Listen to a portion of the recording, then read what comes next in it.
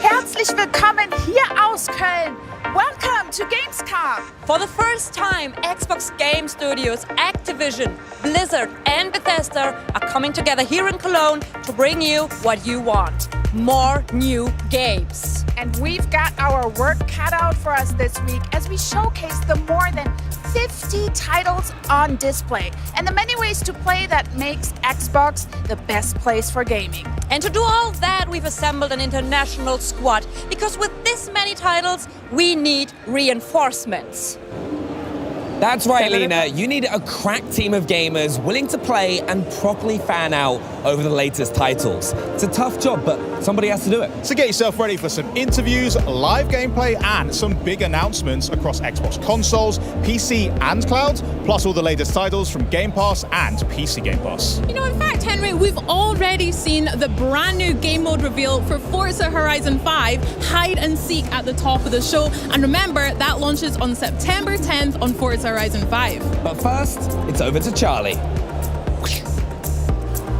To help kick off our show, we've got some very familiar faces here with us. It's Sarah Bond and Phil Spencer. Thank you so much for joining us today. First question, how does it feel to be here at Xbox's Gamescom presence? It is so much energy here. It's been fantastic to see the fans, to be part of Opening Night Live last night, and to see their reaction.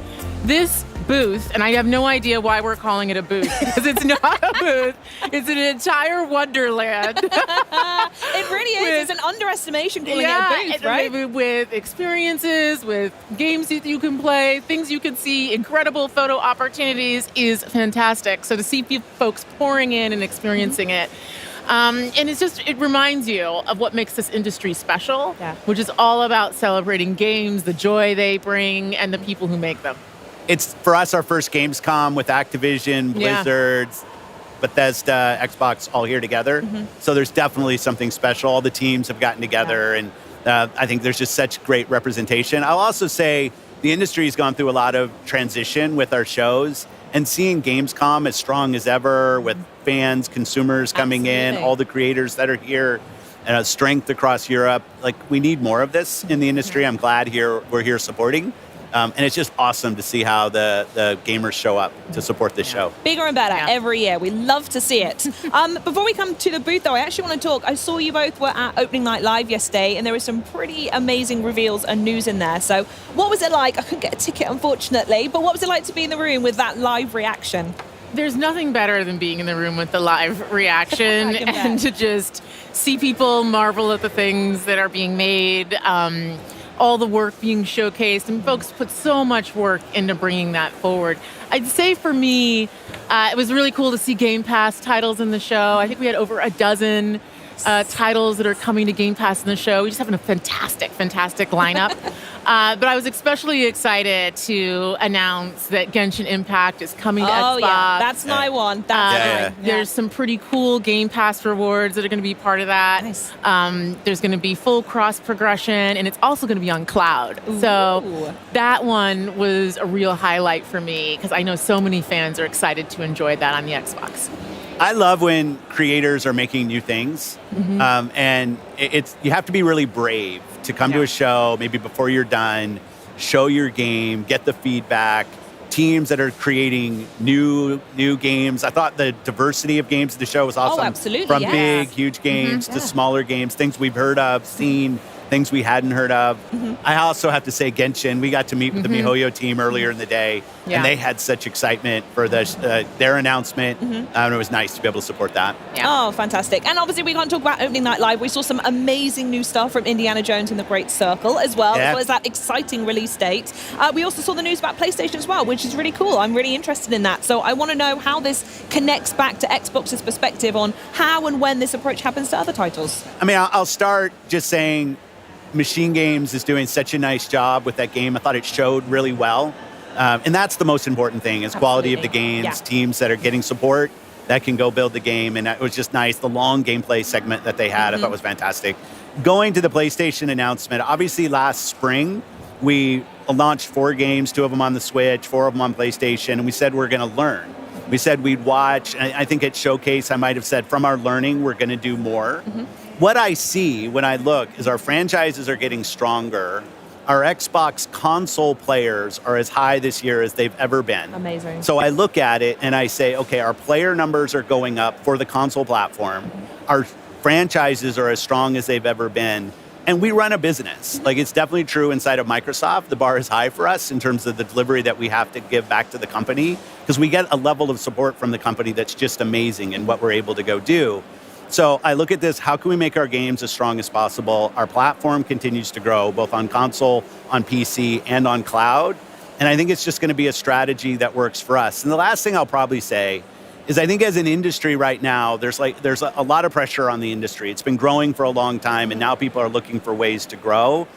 And I think that us as fans, as players of games, we just have to anticipate there's going to be more change in how some of the traditional ways that games were built and distributed. That's going to change. That's going to change for all of us. But the end result has to be better games that more people can play. If we're not focused on that, I think we're focused on the wrong things. So for us as Xbox, health of Xbox, health of our platform, and our growing games, most important things. Oh, that sounds perfect. Lovely. Now back to the booth. I saw you both walking around earlier before you joined me up here, sneaking some pictures with devs at Frontier, Sega, and GSC Game World. So I want to know, Sarah, specifically what it's like to be working with our partners here in Europe, and what kind of evolution we can see from these partners in the future. The partnership we have with here in Europe is fantastic. We have over 2,000 partners in EMEA actively building games. That's a lot of emails. I know, it is a lot of emails for Xbox, PC, and console and cloud today. We've got over 20 of them here with us, here in the booth. And it's just been great to walk around, to see what they're doing. 2 Point Museum for Sega Europe.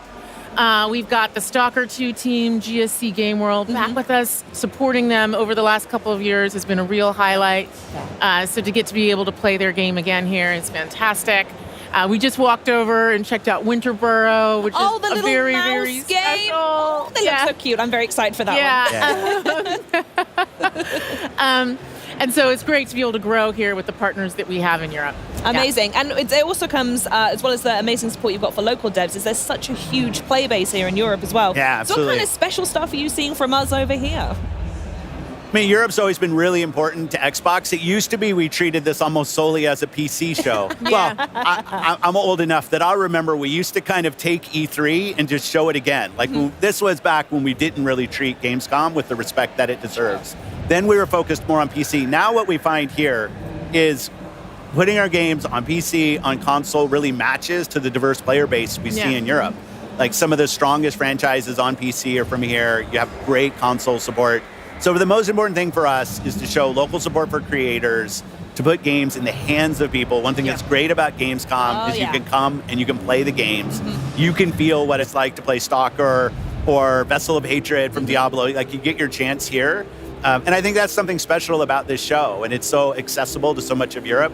I just love that we support it the way we do. Yeah, absolutely. And with the sheer scale that it demands, as well as you were saying earlier, Sarah, absolutely. With our little city here. Yeah, the little city that we're building. We're the mayors. So I want to speak a little bit more on hardware, as we've gone over it a couple of times here.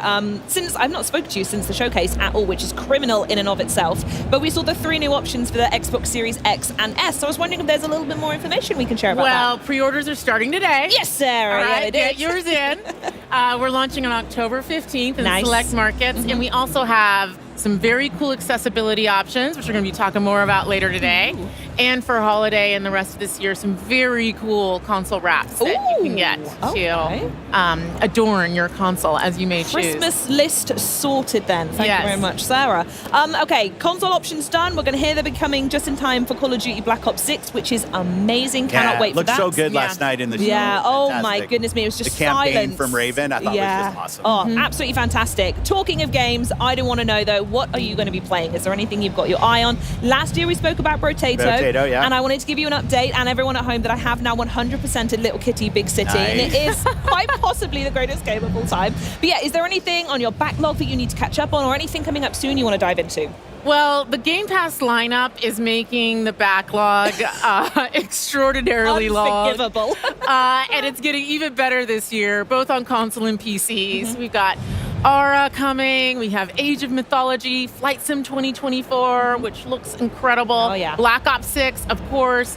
Indiana Jones, Stalker 2. It's all like, every month there's something pretty amazing. It's a lot of games. There's a lot of games. We like games around here. But I would say, from a personal perspective, super excited for Diablo 4, especially because my father is probably the biggest Diablo fan. So Vessel of Hatred and that coming up. Yeah, the fact that Vessel of Hatred is coming up is pretty big in their world. And then I am excited to play Genshin Impact on Xbox, and particularly to check it out over the cloud. Yeah, very good. We'll have to duo for that one. That sounds grand. Yeah. Love it. Perfect. Phil, anything for you? Well, P3 on Xbox Live, people can see what I'm playing. A lot of Diablo 4 right now. My rapid fire rogue is L100, all my glyphs to 21. Yeah. Having a good time with that. I mean, I just love the game, playing with my friends. Path of the Goddess, Kinesugami, like our partners at Capcom doing new IP. It was awesome to be able to partner with them. It's something in Game Pass. As they're investing in new, like, we can actually come in with some financial funding to help support them investing in. And I just love the color palette, the boss design, just a really, really fun game. Some old school kind of tower defense mechanics. I love that. One of the things I get to do every month is I go through the ID selects with the team, and we vote internally on games from different ID developers. Daydreams is a game I'm really liking. Little boy and his toy teddy bear, and kind of a single player type co-op game. It's fun. I'm sold. I think a couple months ago, High Water was a game that's really good. Like I love when I get a list of games from creators and teams I haven't seen before, and get to dive in. I think there's like 15 of them. I play them, and my vote's just like anybody else's vote in terms of where they rank. But that's fun. A lot of great games, a lot of kind of new things, and things that have been around for a while. Oh, and I'm here, so I'm not doing it. My buggy in Starfield, I'm looking forward. I've been asking for Todd for vehicles. Come on, Todd, I want vehicles in this game. I'm tired of walking around this planet. And I thought the trailer for that looked really good last night, so I can't wait to drive around planets in Starfield. Wonderful. And talking of driving, I'm personally, if anyone's wondering, super excited. Forza Horizon 5 is over there. Yeah. It's the game I cannot put down. Absolutely adore it. So if they've got something new cooking, I desperately need to see new gameplay mode. Yeah. So excited. Well, thank you so much for joining me. Thank you so much for the chat. Please enjoy getting your hands on our lovely city we've got here. But I'm going to speak to these guys here, because if, like me, you've been eyeing up those new consoles, then buckle up, because we want to help you win one. Now, over to Bex with more information. Well, thanks, Charlie. So not only are these honeys available for pre-order right now, anyone watching the broadcast has a chance to enter to win either the 1TB Xbox Series X All Digital Edition, by the way, the 1TB Xbox Series S, both in Robot White, or the grand prize of the 2TB Special Edition Galaxy Xbox Series X. I mean, look how gorgeous that is. To enter, just head over to twitch.tv/Xbox, check out the rules and all the info in the chat. And best of all, good luck. So, next up, we saw Forza Horizon 5's new gameplay mode reveal at the top of the show, the hide and seek. We are now going to look at some new wheels that have been inspired by Dallas Maverick star Luka Doncic, and, best of all, blessed by the GOAT himself, Michael Jordan. So let's have a look.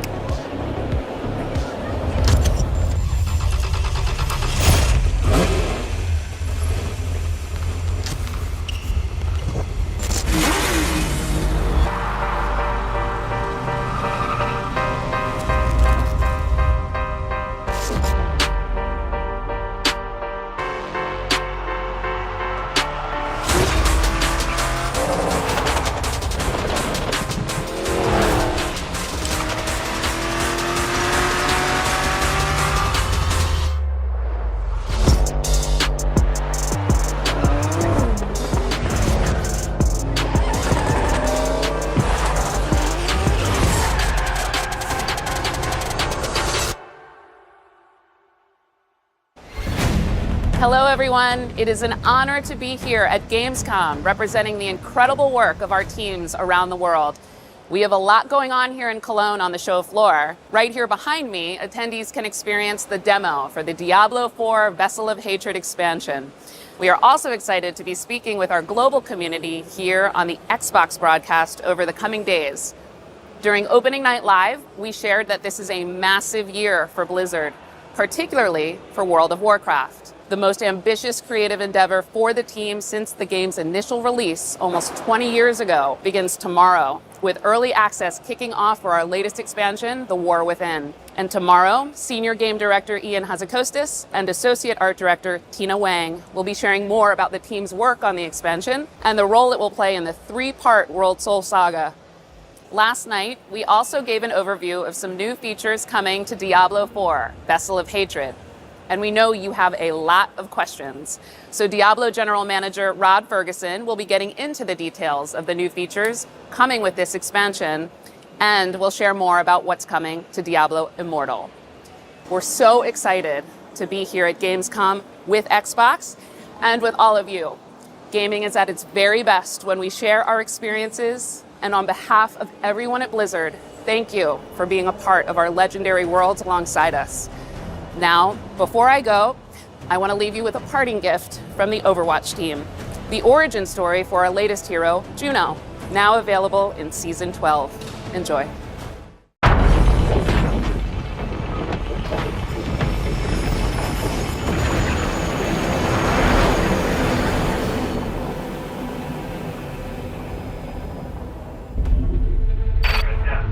Flight, we're wondering why you haven't fired primary boosters yet.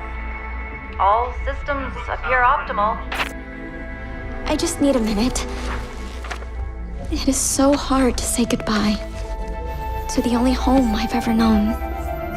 I understand, but the colony isn't safe anymore, and our window of opportunity is closing. So let's get you on your way to your new home. Next stop, Earth. Initiating boosters in 3, 2, 1. Control? Our sensors indicate an external issue. External? Follow protocols and you'll be fine, but you have to hurry.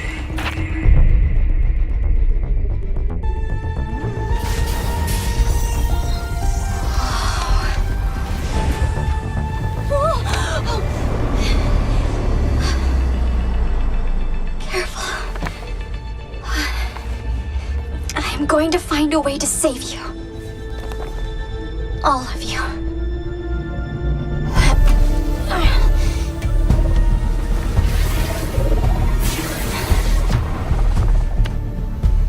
I think I see the problem. Copy that. Okay.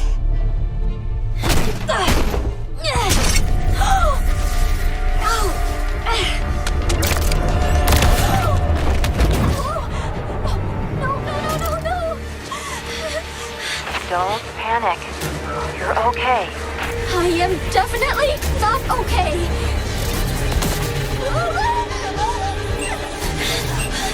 Why did I think I could do this? Juno, I believe in you. You've trained for this kind of thing your whole life.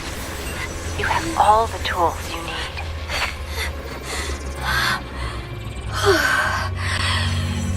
Okay.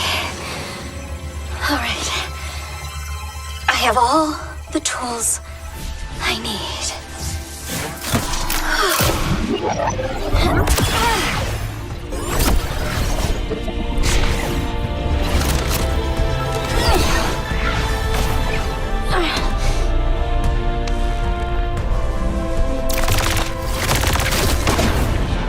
Control, problem solved.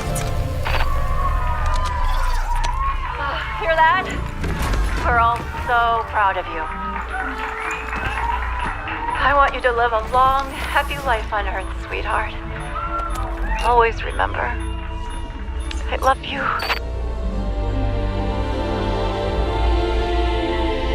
I love you too, Mom. Okay, Earth. Here I come.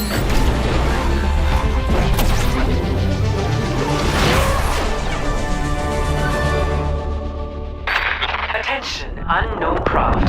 Halt your approach and identify yourself. It is too late to halt. I'm coming in very hot. Who is this? This is Overwatch. I am tracking your trajectory and will have someone meet you. For my records, where did you come from? I am from Mars, and my name is Juno.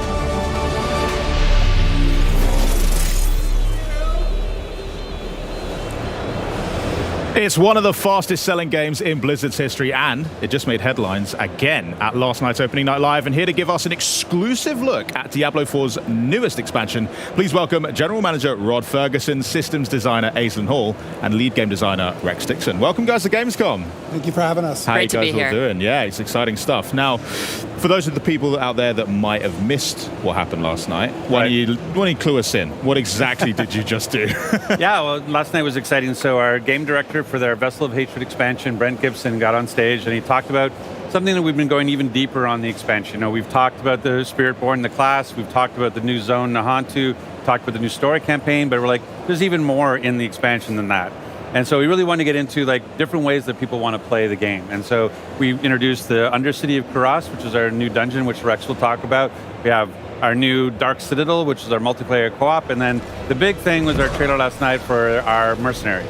Ah, mercenaries. Now, let's talk about them for a sec, because this is a brand new gameplay feature. We'll talk about new class and all that kind of stuff in a sec, but mercenaries seems really interesting. You showed off like this vignette with 4 different characters. I mean, introduce us to them. Who are these people? Why did it feel like the right time to bring it in now? And how do you hope players are going to engage with the mercenaries? Yeah. Rex? So I think the franchise has a legacy of followers and mercs, and we wanted to really reimagine that formula. And so we added this feature called Mercenaries to the game. There's 4 mercenaries that you can recruit. One is Rahir, one is Variana, Subo, and Aldkin, the demon child, which everyone got very excited about at the show the other night. And so there's a lot of depth in mercenaries. So you'll meet Rahir in the campaign.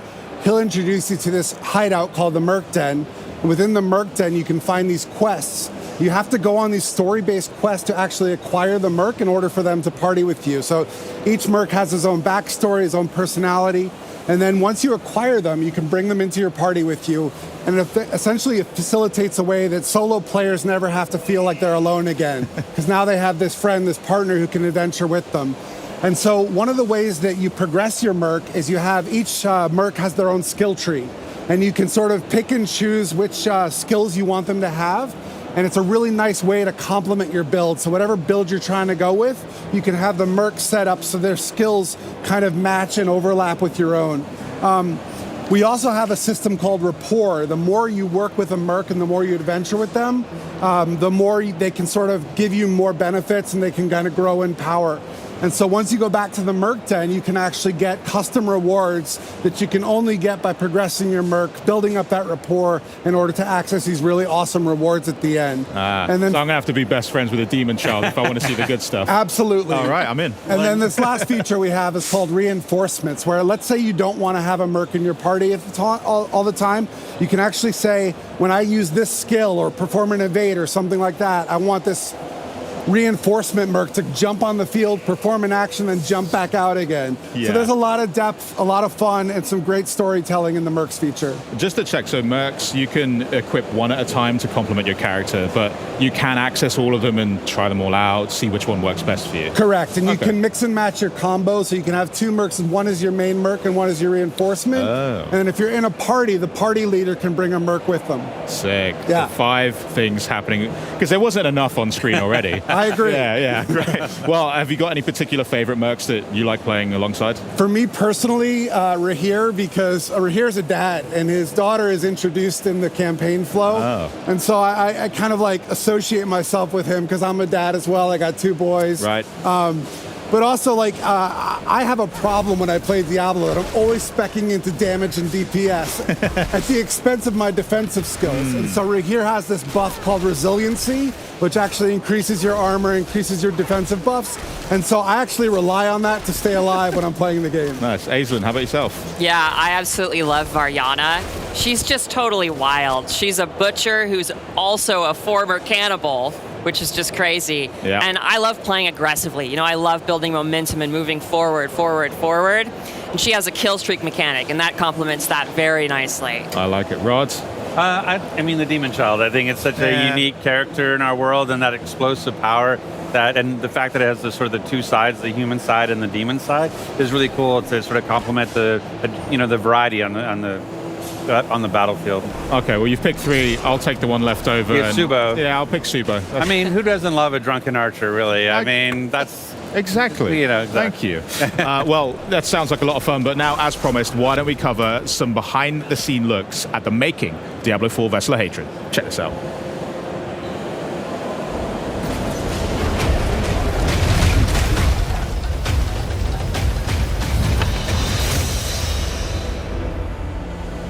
In Vessel of Hatred, we travel south to Nahantu, a region with both deep ancient jungles and vast sprawling plains.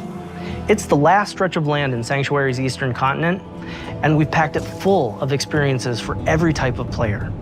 In this expansion, there's a whole lot to explore under the dark canopy of Nahantu. Nahantu is the southernmost region of the eastern continent that Diablo IV has been taking place in. It's the last region that we haven't visited yet so far in the game, but it is one that we've been to before in Diablo.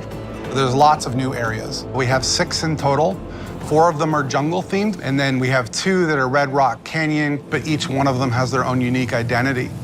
When you first arrive in Nahantu, you're in this place called Lingering Hatred. This is high treetops canopies where you're almost walking amongst the branches high above the jungle floor. Imagine a thick canopy that the light is just barely poking through. The whole area has been infected by this thing called the Hollows infestation. The Hollows are a new enemy that's associated with Mephisto. They themselves are kind of like a tar-like substance creature born straight out of the depths of hell. It feels a little twisted. There's a sickness to the area itself. Humans have ventured into this deep part of the jungle where there's all this poisonous plants and flora. The dregs actually started experimenting with eating these hallucinogens, and it put them into this aggressive psycho rage. The dregs were pretty fun because we were able to push more variety in the monster family. You have one of these tall dregs and then half of a body of another dreg on top of it, kind of controlling it and telling it where to go and tossing poisonous bombs at the player. When you come across it, it's very memorable. And then we've also got the area of Tenganse, where you've got the Tenganse Plateau, which is full of these red-rocked plateaus and canyons. Imagine getting up above the land. Those gigantic walls have pockets inside where monsters could live. It offered up a lot of opportunity to bring back a monster family like the Lacunae. We're bringing them back in a new way here as a fully fleshed out monster family with multiple classes. What a more brute force looks like, what a caster looks like. They are very much apex predators, and we're definitely in their territory. And then there's a little sub-area called the Skittering Earth. The name alone makes your skin crawl. It's bug infested, and you can see how the bugs have destroyed the jungles and kind of input their influence on it. Within the Field of Giants, you have these giant corpses of these long dead demons that humans have begun to mine away at for their resources. While they've got a lot of use out of them, they're also toxic to the land around it. The notion of massive demons walking Sanctuary 1,000 years ago is really thought-provoking. Plateau's also got just this beautiful color scheme to the lighting. It's really lovely to be there. And then horrific at the same time, you know, it's great.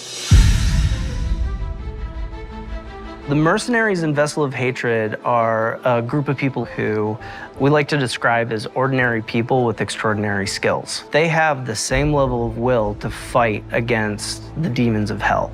And there's 4 mercs that you can collect over the course of the campaign. It starts with Rahir, a blacksmith and a shield bearer, who's a more defensive fighter. He's able to go in there and soak up damage, use his shield as a bulwark against the enemy. You meet him early on in the campaign, and he's one who introduces you to the mercenary network. You end up finding acquisition quests for 3 other mercs that you can find throughout the course of the story. Subo, the drunken archer, is going to work really well for people who want someone who's out of the main melee, in the back, offering utility and that kind of range support.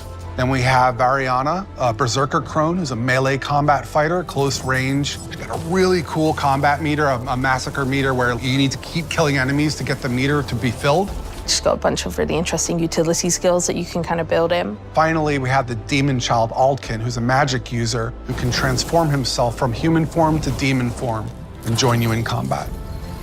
There's this really great reinforcement ability where you can take one of the mercenary skills and attach it to one of your powers so that when you use that skill, it calls them in to do a specific skill. With the mercenaries for Vessel of Hatred, one of the things we are expanding on is the skill tree. For Diablo III, you had a very basic type of mercenary, but this time you can actually push a little bit more into the skill tree and make the mercenary the way you would want to play. Going through each mercenary progression arc and outfitting their skill tree so that it's complementary to your character build, I think that's where the fun in the mercenary system really lies. The Dark Citadel is a new in-game feature that's coming in Vessel of Hatred. It's an entirely cooperative player experience. All the mechanics within it are based around you working together with your party members to solve the challenges and face the first Khazra hordes within. One of the outcomes of the Mage Wars is this giant crater and all the souls that were kind of lost in it from those wars. The goal of the first Khazra, who are kind of the original Khazra, they're using the powers within the Citadel found within this crater to perform experiments to try and bring back their dark god. Only recently, people have started going missing. They head into the Khazra region, they disappear, never to be seen again. So it's clear that whatever they're planning is about to come to fruition, and your job as the players to get in there and stop it. Citadels are a place where we take what is the best part of Diablo, combat, and we test it in a different way, which is adding in cooperative mechanics that you have to manage on top of that. For example, a boss has an attack, and as a player, you have to collect an item that allows you to reflect the attack back at him. So there's a little bit of a Twitch level mechanic there where you actually have to time your reaction shot.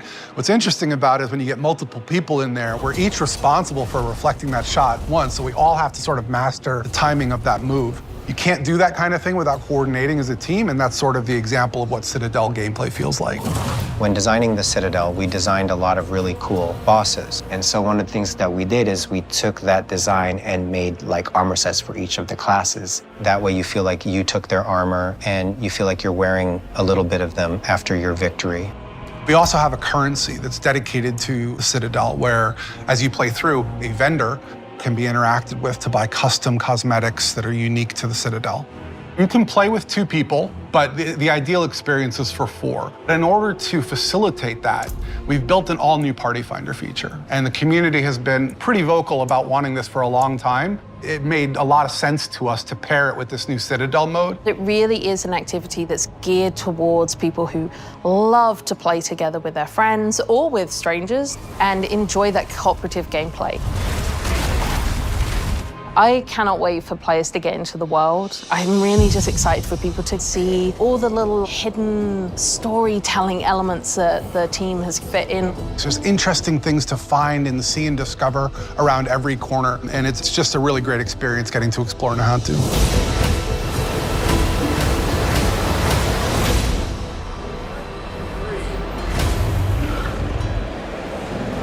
I mean, Party Finder, that is a fantastic idea. I mean, the amount of times I log on and a buddy's not there or whatever, now I can fill that gap. And who needs friends anymore, right? So, there was a lot in that. I want to talk specifically first about the Dark Citadel, because as a guy that's into his endgame activities, that's a really creative way to bring players together and actually work things out. So tell us, what actually will players have to do inside Dark Citadel to earn some rewards, get through it alive?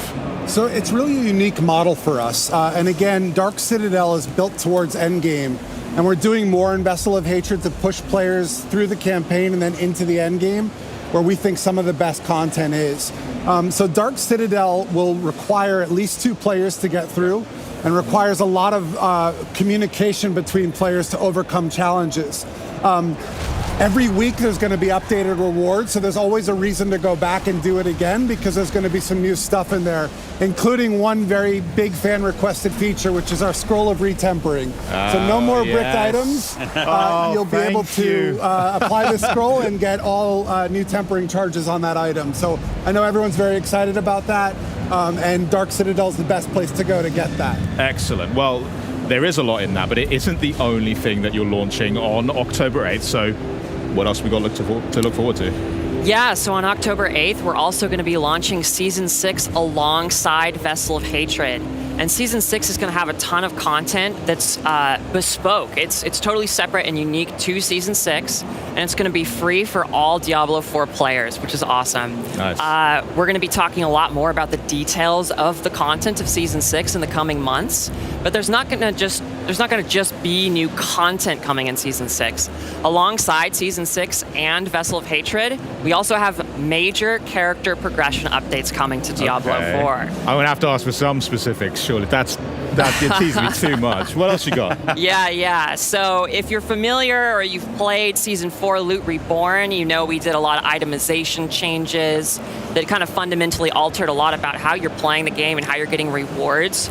The scope of the character progression changes that are coming in Season 6 it's the same. Like, it's the same grand scale. There's a lot of changes coming to character progression, a lot of improvements coming. I'd love to talk a little bit about the goals and also a little bit about some Paragon changes that are coming with the character progression updates.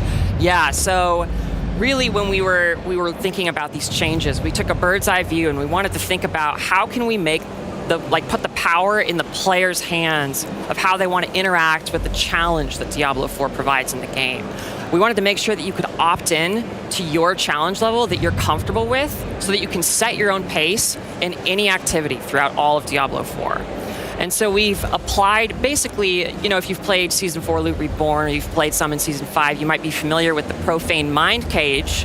That's an item that allows you in the Helltides to up the level of the monsters, up the difficulty, but you get more rewards as well.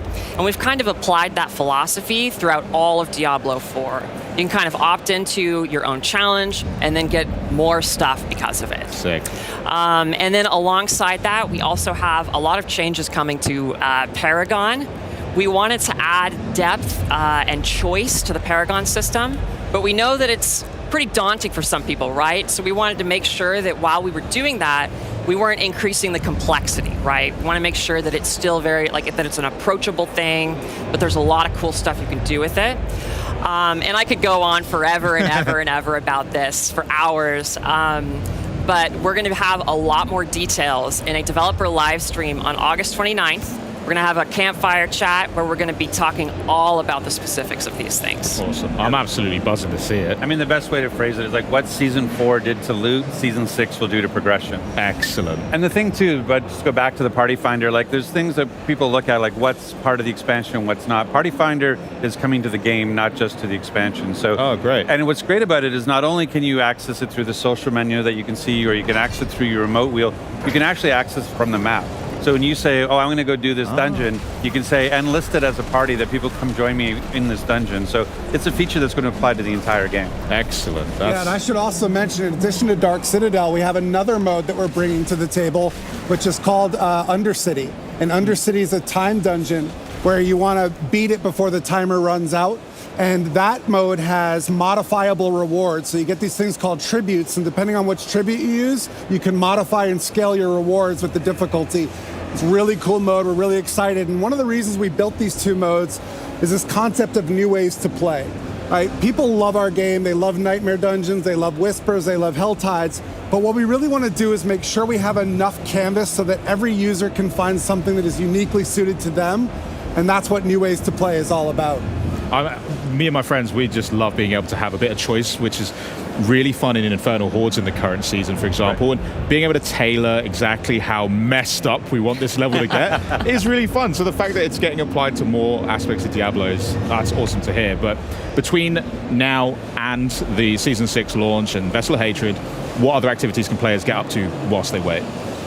I mean, really, just jumping into Season 5, like you were talking about, Season 5 continues the pace of Season 4. You can level up really fast. It's very exciting. The Infernal Hordes is a great new mode. Which is fun.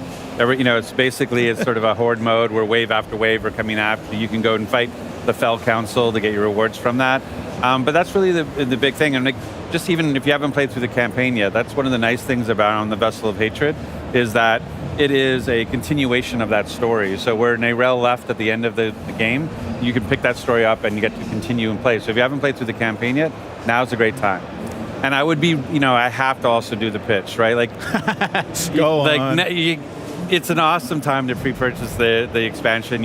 One of the things we had some great incentives before, where you get the new cat mount, you get new armor, you get pets now, you have snow leopard and a tiger that'll follow you around and pick up stuff for you.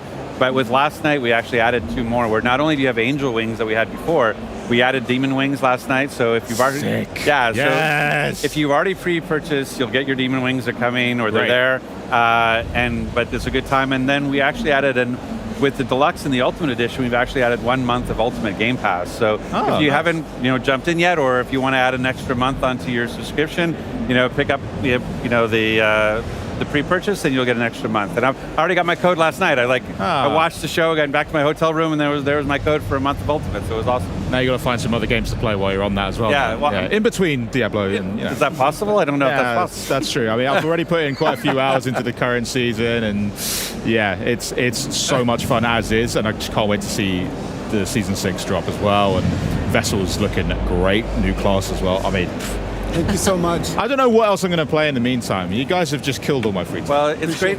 One of the nice things is we have a demo deck on the booth here. Here we have the whole Hantu corrupted, temple, and it's actually got a 20-minute demo of the Spiritborn. And what's great about it is you go in and you can pick whether you want to be a gorilla type, or a centipede type, or a jaguar type, or an eagle type, based on the Spirit Guardians. But then when it sort of clicks in after you played it for a little bit, like, wait, these aren't 4 different classes. This is one class with this amount of variety that I can apply to it. And so you can go in and double down on the Jaguar. Like my shirt says, like, if you can be a Jaguar, be a Jaguar, right? Like, but you also can be, you can mix and match. You can be half centipede, half gorilla, and create really cool mixtures and unique play styles. And so, it's really exciting to watch people get their hands on. This is the first place that, outside of press and content creators, people have been able to play, and it's been fun just to watch them play. Well, half centipede and half gorilla is a disturbing image to end on, but thanks a lot. You're going to stick around because we need to talk about that. Rex, Aislinn, thanks so much for joining us. Changing gears now, though, we are, for those of you who have been counting down the days to September's Diablo Immortal major update, we've got a sneak peek at the making of Immortal's hellish bosses, including the rebirth of the Dark Lord of Terror himself.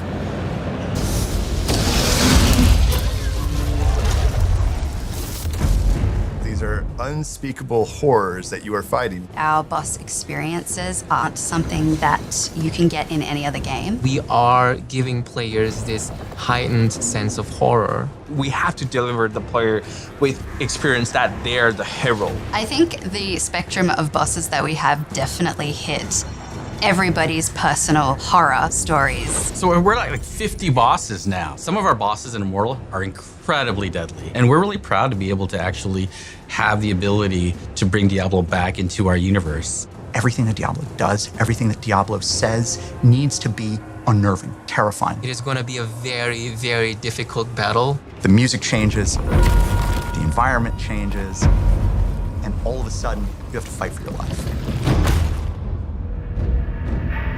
The process of designing a Diablo boss is usually quite organic. It really depends on the boss. Sometimes it starts with a cool mechanical idea. Sometimes it starts with kind of a narrative germ. The story team is going to have a lot of say in terms of like, what is the fiction behind the boss? And so what is the feel behind the boss?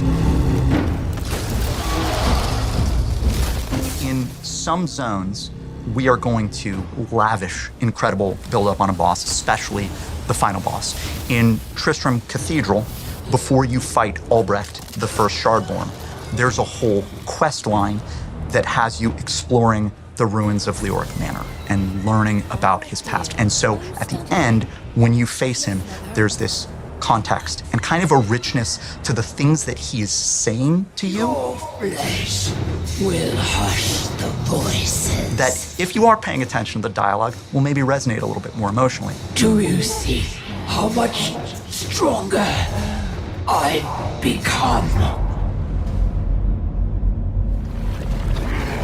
Once they have the mechanics down and how they feel the battle should go, then they get all that together and then it gets passed off to art. When it comes to designing a Diablo boss, there definitely is a long list of visual elements that we go to. Spikes, demon horns, rotten skin, decaying skin, burnt skin, different diseased skin. How do we stretch the skin out to make it look really uncomfortable? We take different parts of the body and then we twist them in very uncomfortable, awkward ways. We love using different humanoid bodies and then almost melting them together.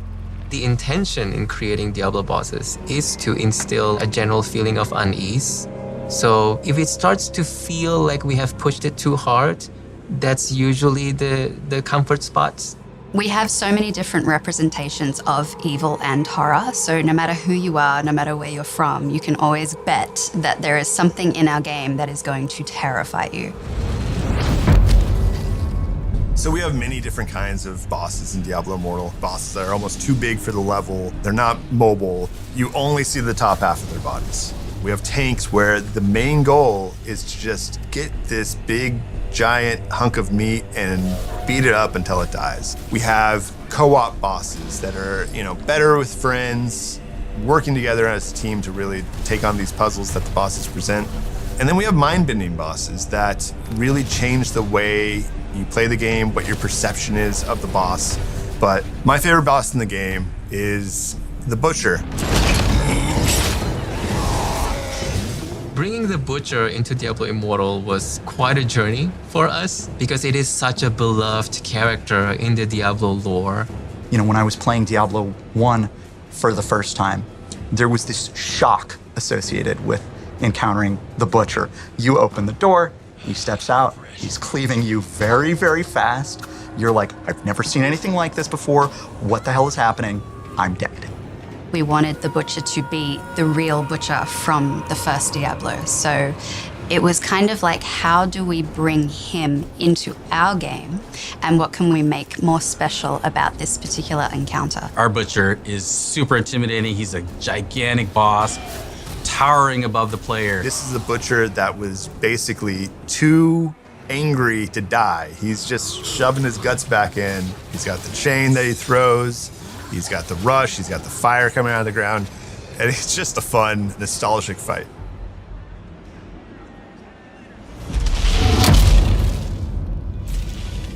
We've been building towards this encounter with Diablo since the launch of the game.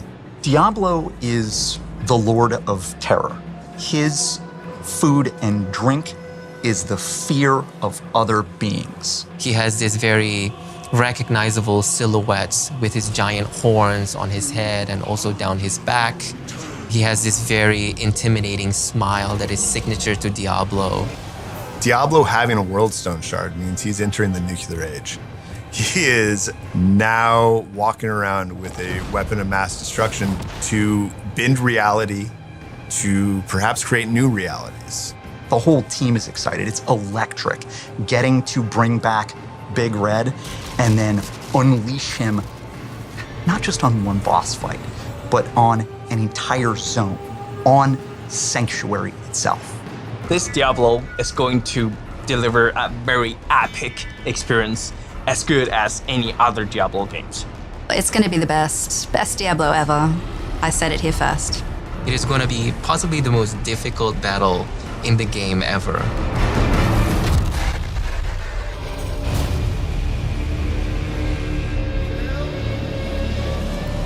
Well, they're called Lilith's Mightiest Warriors, and no, I'm not just talking about our guests here, but joining us once again, this time to tell us more about what we just saw. We've got Diablo's GM, Rod Ferguson, and please welcome Diablo Immortal's executive producer, Pei Wen Yao. Hi. Thanks so much for joining us, Pei Wen. Thanks for having me. What the hell was that all about? Are you kidding me?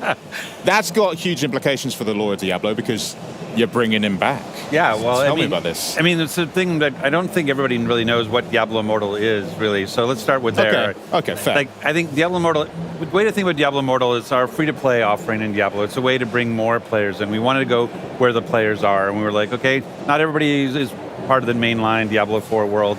So this is a way to reach players where they are.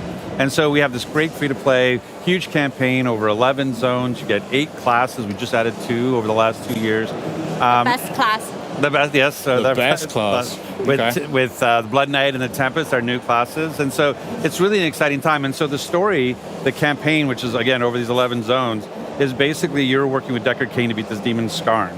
Now, what's happened is that this takes place between Diablo 2 and Diablo 3. So that's why Deckard Cain's still alive, and we're able to bring Diablo back. So it's a really exciting time, and this is what this whole year has been leading up to. This is the year of the Age of Unmaking. This is the return of Diablo, and they've been building towards it for like over the last couple of years now. Yeah, totally. I think, you can tell Diablo is very, very major character in the Diablo franchise, and we have that on our splash screen all the time. So I don't know if it's a plan, but this is truly the most important chapter of the story, that where it starts. And, Diablo is very, very significant because it's one of the original antagonists. It's one of the 3 prime evils. So I think in the history of Diablo story, Diablo world is Diablo has this reputation of corrupting people's minds, corrupting humanity, and twist people's minds. So when it comes down to the word, that means something is really going down. So what does that mean for the people who are here at Gamescom?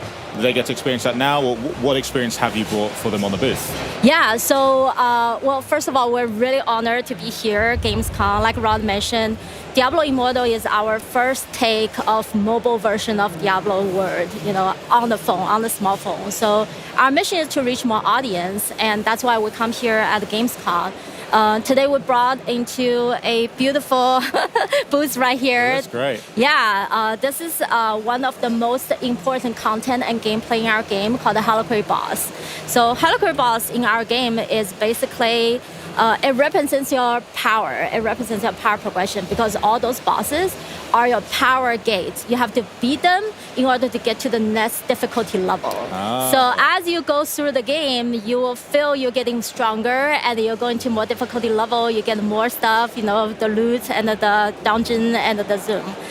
Most important thing about Diablo Immortal is that we want to create this social, very sociable, very lifestyle kind of gameplay. So for S.T.A.L.K.E.R boss, you can actually you can either play a solo, or you can bring your friends over there. And that's what we bring here. We built a tournament that 4 players come in to the booth and they can play, and you can just rank on the leaderboard and get awesome rewards. Yeah, you have to beat 2 bosses, so there's like the 2 phases.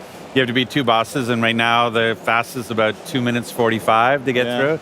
Think I got a shot? Yeah, absolutely. Yeah, absolutely. Thanks. No, I know you play a lot. That's good. That's right. But anybody can do it. But it's really interesting, like that what Pei Wen is talking about. There's been over 50 bosses made in this sort of these S.T.A.L.K.E.R bosses, and it's really exciting to see.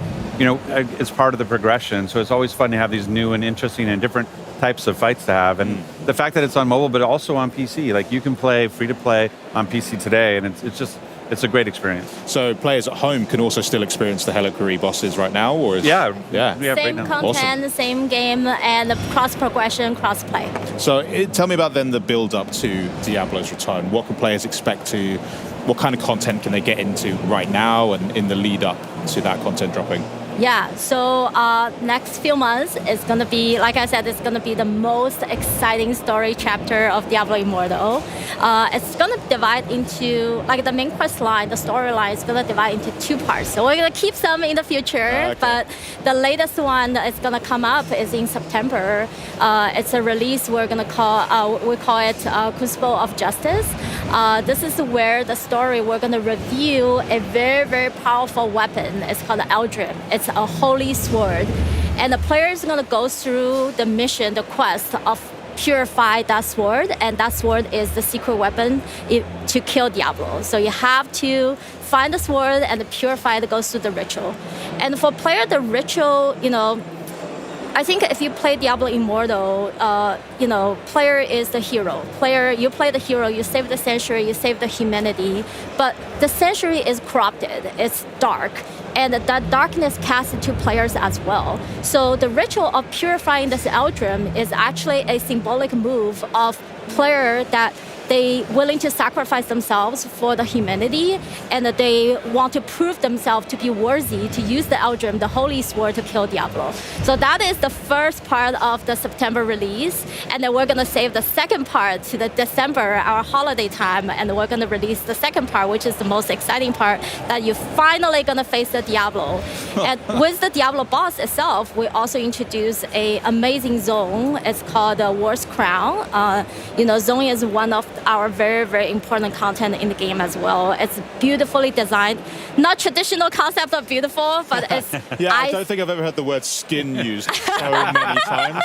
I'm a little concerned, but I'll trust you guys. It fits the word. It's beautifully designed. It's very dedicatedly, created. And it's icy, it's barren. And it's that way is because Diablo travels through that continent and transforms the place. So it's like very depressing, all the cast coming down to the earth. Well, that's why, players are here to save the world. And when player travels through this War's Crown, you're gonna encounter a lot of enemies. You're gonna defeat them. Eventually, you're gonna encounter Diablo as the final boss. Yeah, I mean, Tyrael. Like Tyrael is like, when you think about like recognizable characters in the Diablo lore, Tyrael, the Angel of Justice, is one of the top ones. And so this is what's really neat about the story, is that it takes Tyrael's sword, Eldruin, and that's the sword you have to use to defeat Diablo. And so that whole idea of, hey, while I've been fighting Skarn and getting these World Stone shards, I've become corrupted and I have to get purified over in the Cold Isles so that I can actually be worthy of this sword. And taking that sword and then being able to use it against Diablo is just a really cool moment. I mean, you said in the video as well that this fight with Diablo will be the toughest fight players have ever... I mean, is that true? What are you possibly throwing at us? Because you also just showed us like a 20-foot butcher. So, what's Diablo? What's he going to do to us? Anything you can share there? Yeah. Oh, well, I'm going to see how much I'm going to spoil here. But Diablo boss is going to be the hardest one that the player is going to encounter.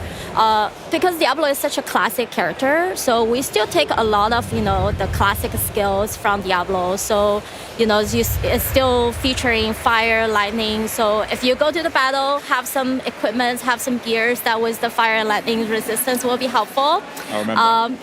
And because you're bringing the Eldrim to the battle, right? So when Diablo calls all his Diablo soldiers, and they will swarm over to you, and you have to beat them really, really fast.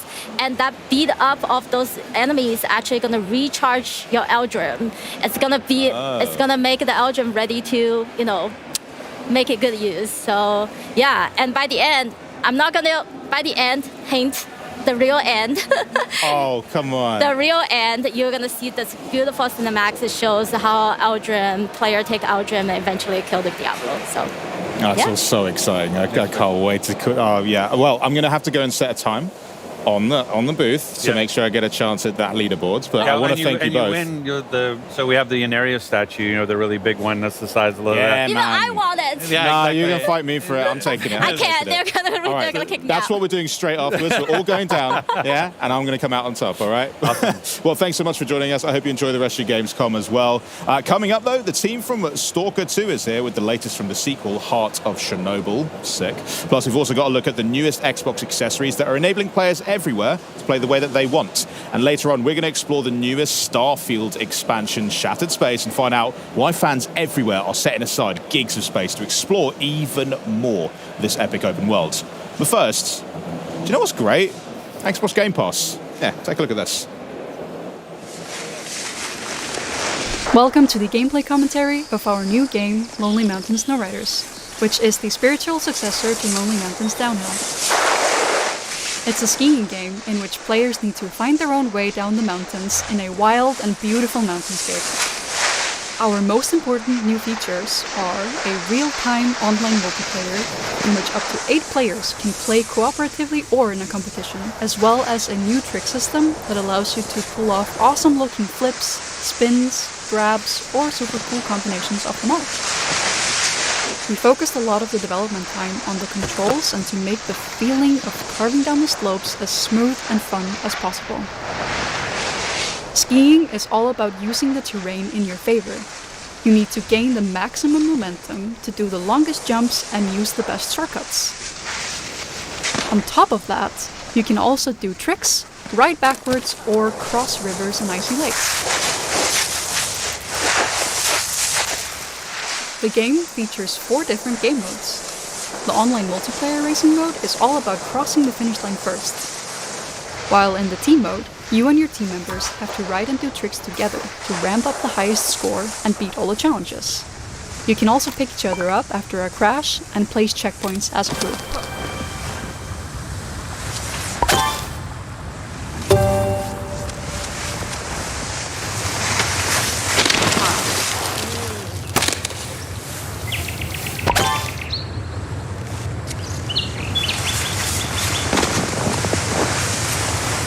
In the solo mode, you have to beat challenges to unlock new mountains and trails. You can also try to reach the top of the leaderboards, or beat your own ghosts. This is the mode that will be most familiar to players of our previous game. And last but not least, there is the new Zen mode. Here, you can ride all trails without any kind of pressure and freely explore the mountains to find secret spots or just enjoy the beautiful landscape. Whether you're playing multi or single player, you will gain experience to level up your profile, unlock new ski types and trick poses, and a large variety of customization items. Thank you for taking the time to watch this video.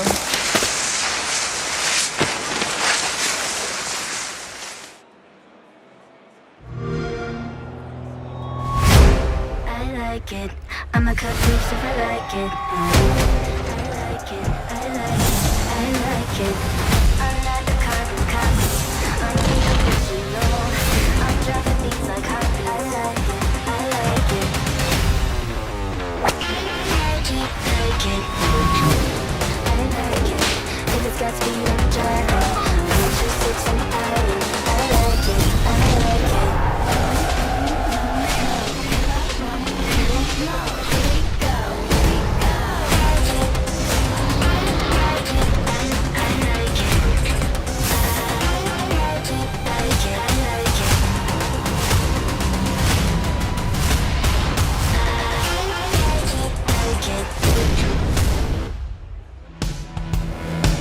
The Xbox Game Pass hype is real, and right now it's easier than ever to join the party, especially if you play on PC. Why? Because PC Game Pass is designed for PC players. Get new games on day one like Call of Duty Black Ops 6 on October 25th. Play some of the biggest games of the year and unlock partner benefits from Riot Games and EA Play. And if you're not already a PC Game Pass member, join now and get your first month of PC Game Pass for $1 or €1. This offer won't last long, so act now. But first, this post-apocalyptic horror action title is set against 64 kilometers of eerie, explorable area. It's also one of the most anticipated games of the year, and here to bring us back into the zone with some never-before-seen gameplay of S.T.A.L.K.E.R 2, Heart of Chernobyl, please welcome game director Eugene Grigorovich. Eugene, welcome to the show. Yeah, thank you. Thank you for inviting. No, honestly, it is so exciting. We've got it on the booth here at Gamescom. I've been able to get hands-on. I'm so excited for you to take us through what you've brought with us today. But how's your first Gamescom? The previous was a year ago when we bring our demo, which was shown just on the PC. Yeah. And today we are bringing another demo, which we launch on Xbox Series X. And from our experience, it's looking very good. And we are happy for what we bring here and what we get the first impression from the players and the press. And till now, I'm happy from what they are telling us about the Xbox build. Yeah, I got to have hands-on with it, and it is so much fun. Because what we're going to do as well is we're going to hop straight into the gameplay that you're going to talk us through. So anyone watching who's excited to see S.T.A.L.K.E.R 2 for the first time, if they haven't already, can see what they're going to be getting their hands on. So what are you are we going to bring the gameplay up? So we've got it on our screens. So as we go, if you want to talk us through this gameplay, so we can know what we've got coming up. Yeah. I'll take this part. So here the player is doing his first quest, and he got a scanner, a device. Player at this point doesn't know a lot about how it works and what it's for. He just got information that it somehow recharged an artifacts that's put it inside it, and that if it got successful, it's gonna bring a lot of let's say money. Maybe something else. So at this point, player don't know what is the goal of the character, why he's doing it, and he's learning the story about your character also by doing this quest line. Because this is actually the bit that they've got on the show floor here, isn't it? At the start of the game. Because I had so much fun. I get what you mean as well when you're just trying to discover what exactly it does, and the storyline sets that up. But what about the combat in the game as well? Because we can kind of see our first fight here. Yeah. So it's a group of bandits. They were resting just nearby in their camp and doing their cheeky-breaky stuff. And then they saw that something happened. A wall was destroyed with a huge noise. They just turned up going to see what's happening and found you, a player, and it's amazing as well, because I found myself when I was playing this I was like the flashlight turning on and off, and like you can also like lean round corners, can't you, to kind of like engage fights from like a bit of cover. Yeah, so it's very important in this game to have a proper tactics. You should hide a lot. You should use your medkits. You should survive grenades, because AI is very pushing and challenging. They're trying to outcome you, to go from other side, and it's pretty stressful. So it's a first fight. It's a very simple fight against 3 bandits, but as from what we can see, it's often lead you to several deaths. It's very unforgiving as well, and we just see as well. I found that it's like a big part of the game is like looting. So what kind of things should people be looking out for when they're looting? Yeah, so the part of the game. So while we are fighting, we are losing our resources, consumables, food, ammo, and after the fight finished, we have to get through the dead bodies' pockets to find some ammunition, maybe loot their camp to restore what we just spent, because without it, we just run out of ammo, and the player would be like stuck.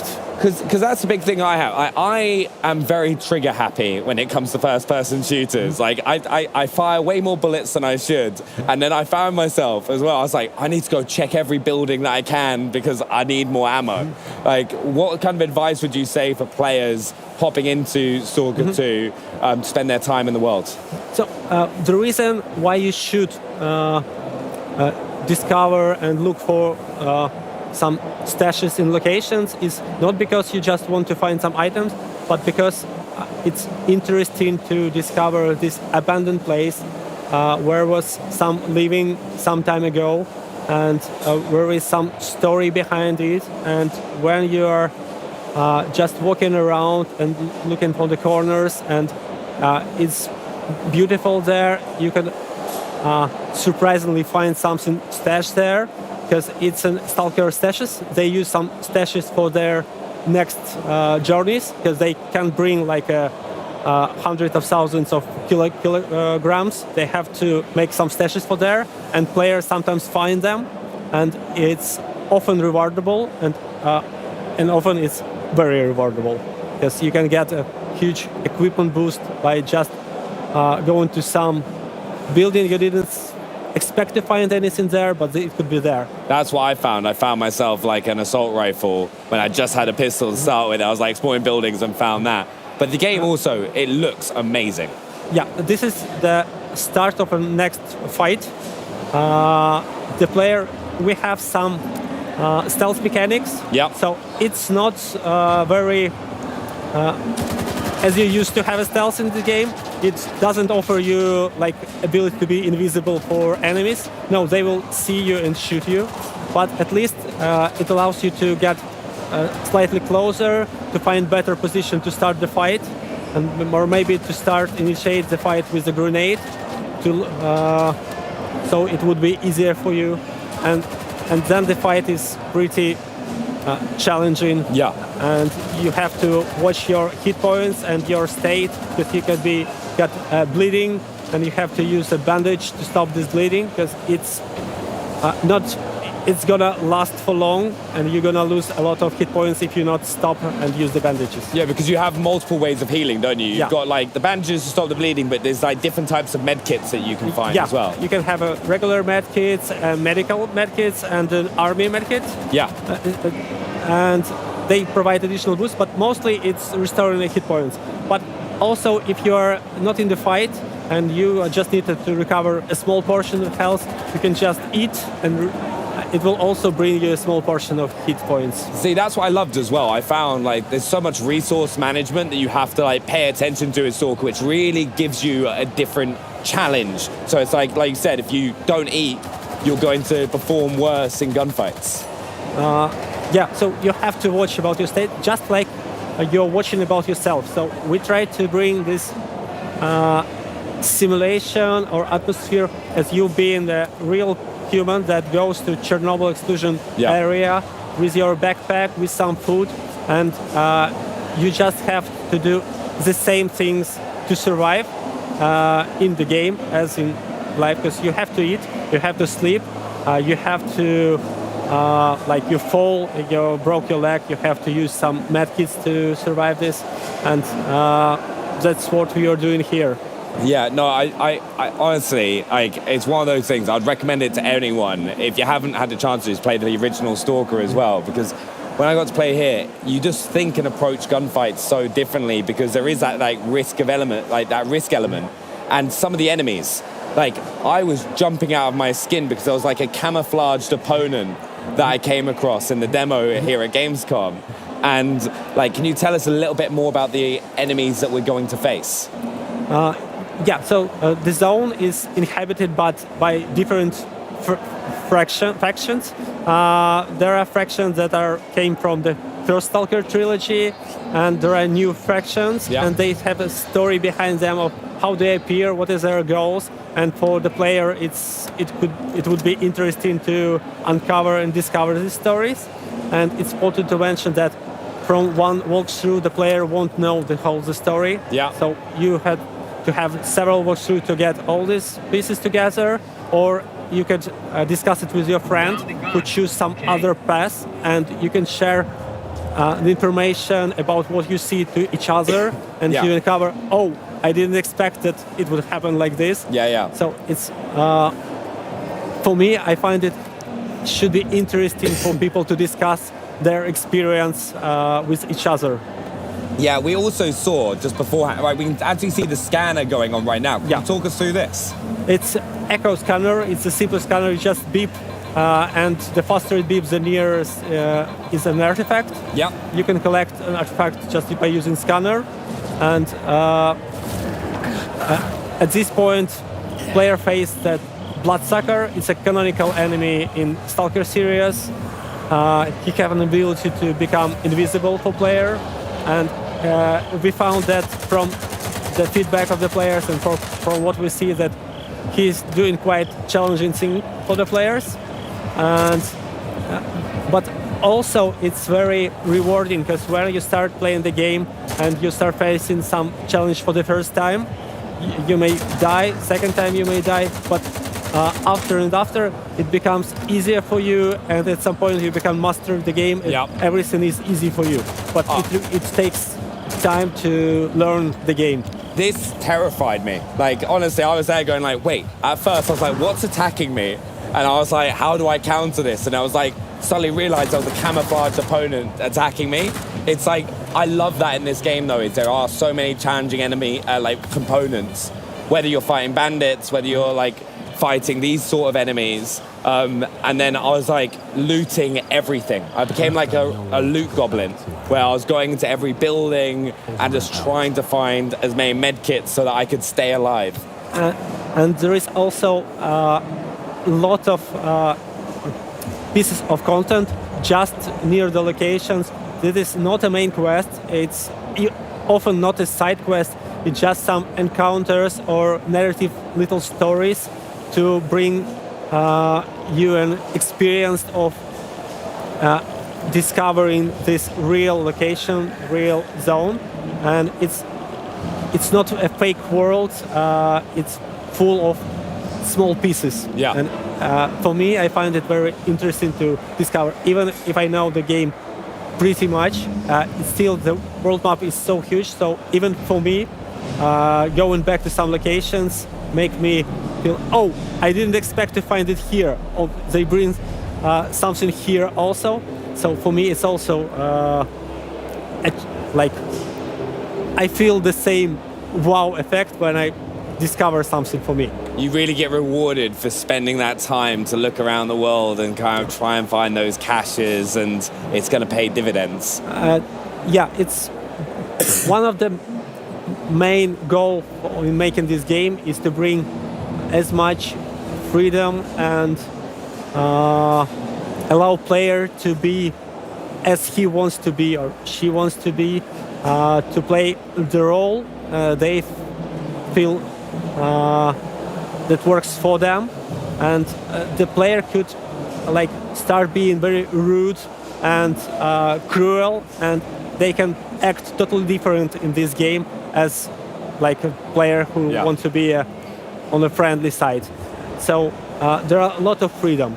It's rewarding. So even being cruel is rewarding, but there is a balance. Like the game will also punish you for something. No, 100%. And I think one of the main things is for everyone who's been watching and wants to get their hands on the game, when are they going to be able to play? It's November, so it's not so much time left. And for us, we are like every day counts. We are doing everything possible to bring this as Polish gameplay as possible, and I hope you enjoy it. Well, honestly, from what I played at Gamescom, I can't wait to play it more. But thanks so much for stopping by. You can get S.T.A.L.K.E.R 2 Heart of Chernobyl on November 20th. And of course, it launches day and date on Xbox Game Pass as well. But now to a new line of Xbox accessories, making a splash here at Gamescom. Take a look. But thank you so much, Eugene. I appreciate that, mate. Thank you. Play video games. Good job.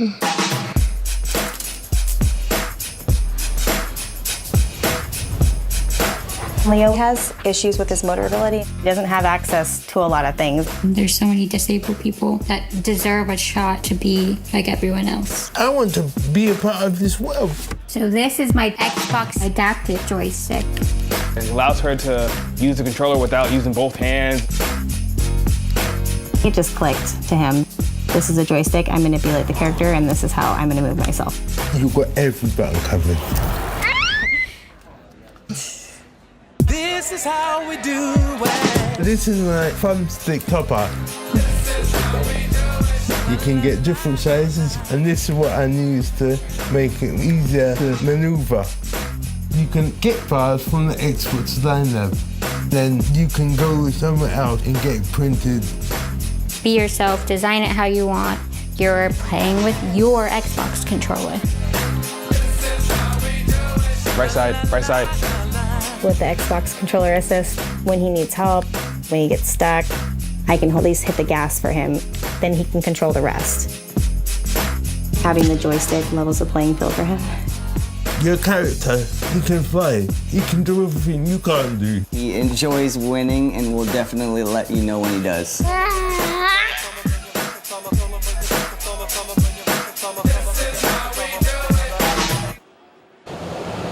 Big news for all gamers everywhere. We've got some new accessories designed to give gamers more ways to play. And here with all the details, please welcome Xbox Principal Designer Chris Kudrowski and Senior Accessibility Product Manager Caitlin Jones. Welcome to Gamescom. Thank you, Maxie. Yeah, thanks for having us. How's Cologne treating you? All good? I love it here. Yeah. Amazing. First time in Gamescom. This is pretty exciting. Oh, wow. First time. Yeah. Okay, the full week ahead of you. I can't wait for you to see it. So I can't believe the Xbox Adaptive Controller launch is 6 years ago. But you didn't stop there. So what's new in the world of gaming and accessibility? Yeah, thanks, Maxie. So as you saw, we just announced our Xbox Adaptive Joystick. It's a wired controller that is designed to be a companion for our Xbox Adaptive Controller as well as other Xbox controllers. And that will be available to customers in 2025, early on in 2025.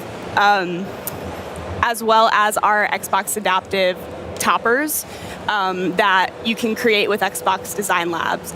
And these are really great, I think, especially for players who might have some difficulty using the thumbsticks on their controllers. They can choose from different shapes, customize the sizes, the height, and the width, and attach them to their adaptive joystick as well as their Xbox Wireless or Elite Series 2 controller, and really customize the way that they interact and grip with those thumbsticks on those controllers to meet their unique needs. So overall, we're just really excited to continue to expand the ways that players can play the games that they want to play and also how they want to play. But it doesn't just stop with our Xbox accessibility offerings. We also have some really fantastic partners through our Design for Xbox program, including BioWave and 8bit2, who are also announcing some exciting accessibility news today. And with everything in your line of work, the feedback from the community is crucial. And the gaming and disability community was also instrumental in feedback for creating the joystick. Can we hear more about that? Yeah, that's a great question. And certainly at Xbox, we are firm believers in the saying nothing about us without us, meaning we do not create accessible devices or features for the disability community, but rather we need to create them with the disability community. They are collaborators and they're the experts in their own experiences and needs. So from very early on with the adaptive joystick, we had our disability community be hands-on with early designs and functional prototypes, and I know Chris will share a little bit more about that on the hardware design side. But even from a software perspective, we really heard from our players that they wanted an affordable joystick for their adaptive controller so they can easily find that and have that as a resource to them, but also something that fit in seamlessly with their existing setups.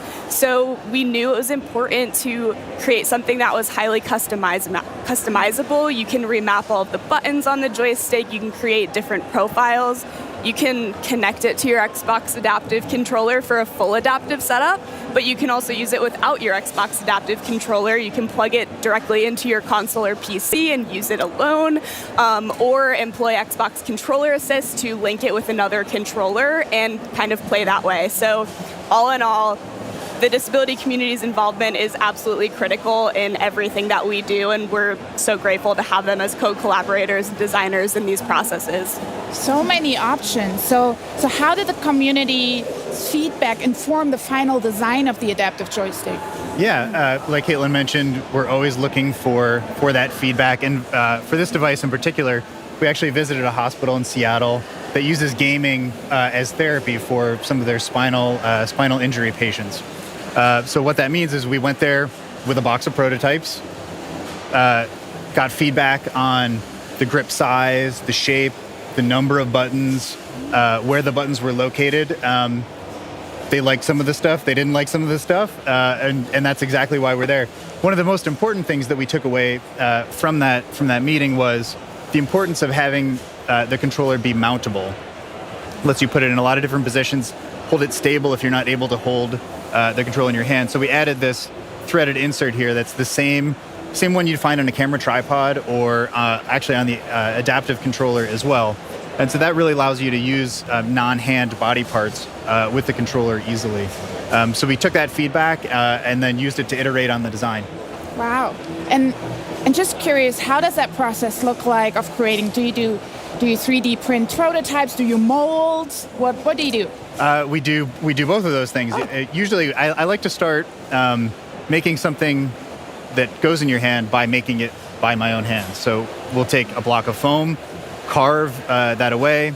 We'll take a 3D print, add clay to it, and then sand it away. And I'm doing this in the design lab, in the workshop in my garage. And we're just really iterating constantly to get the feel right, to get the ergonomics right, the position of the buttons right. We usually start with a very primitive form and then add those details throughout the design process. One of the other things that's really important from my perspective as a designer, and this maybe sounds obvious, it's an Xbox controller. It should look like an Xbox controller. So many of the adaptive products that gamers have to use, they might look like hospital equipment or something you have to use rather than something you'd want to use. Like Xbox makes cool products. We want our gamers to want to use the products, and so using the same form language, the same color, material, and finish really helps it feel like a part of the Xbox family, and that goes a long way in removing some of the stigma that's associated with using adaptive products, and that's a really important thing that I think design and Xbox brings to the table here. Yeah, it looks very well next to the adaptive controller, traditional Xbox controller, so good job. Good job. One question. So I heard the rumor that the idea of the 3D printable topper files came from an internal hackathon event. Is that true? That is true. Very similar to the Xbox adaptive controller years ago. The adaptive thumbstick toppers were born from a hackathon project. So hackathon is a week where Microsoft employees get to take a break from their day job and work on a passion project. And this particular team was inspired by really the high cost of adaptive accessories and doing custom setups like that. So knowing that 3D printers are a lot more available for at home or as a service, they combine these two ideas to create a great range of products that offer gamers a lot more options to customize their setup just to exactly what they need. And so much goes into the creation of these accessibility offerings, and especially what did the development for the 3D printable files for the adaptive thumbstick toppers look like? Who did you work with? Yeah, very similar to the adaptive joystick and all of our other accessibility offerings. We, again, partnered directly with the disability community, specifically a lot of hospitals and gaming accessibility charities that were doing a lot of 3D printing work. So we worked with them directly and kind of just asked, what are the most common shapes and designs that you all are creating or that you find work best for your players? And that's actually what informed the final 6 shapes that we have available today. So very direct, working with them and getting that feedback. Something that we also learned, though, by working with them is that, not everyone needs a full-on adaptive setup. Sometimes just minor modifications to how you interact with your thumbstick can be the difference that allows someone to play longer, more comfortably. It can also be the difference whether you can play all together. So based on that, we did want to create something that was available, discoverable, and easily customizable for customers, because through working with our disability community, again, more and more learnings nonstop, always coming in. We did learn that, not everyone has access to easily connect with these hospitals or these more tech-savvy maker communities or charities that are customizing these designs and printing them. And also not everyone at home knows how to 3D model and customize their own shapes at home. So with the Xbox Design Lab platform, it's as simple as picking your shape, using sliders to adjust the height and the width of those shapes, and you're given a free 3D printable file that you can then take to a printer if you have access to. You can use a 3D printing service, and it's as simple as customizing from there with no 3D modeling knowledge required. I love that. But what I love more is that you not only support the community with creating accessories, you also support partners, third-party developers in bringing their designs to life. So can you share a little bit more who you're partnering with? Yes. And I will say I am just personally so grateful and excited that we do have so many Design for Xbox partners who are just really committed to making gaming for everyone. Some of the specific partners that we've been working with recently on the accessibility front are BioWave. So back in May, they announced their Proteus controller, which is a modular controller that allows you to really build your own unique setup that works best for you. And very exciting today, that controller is now available.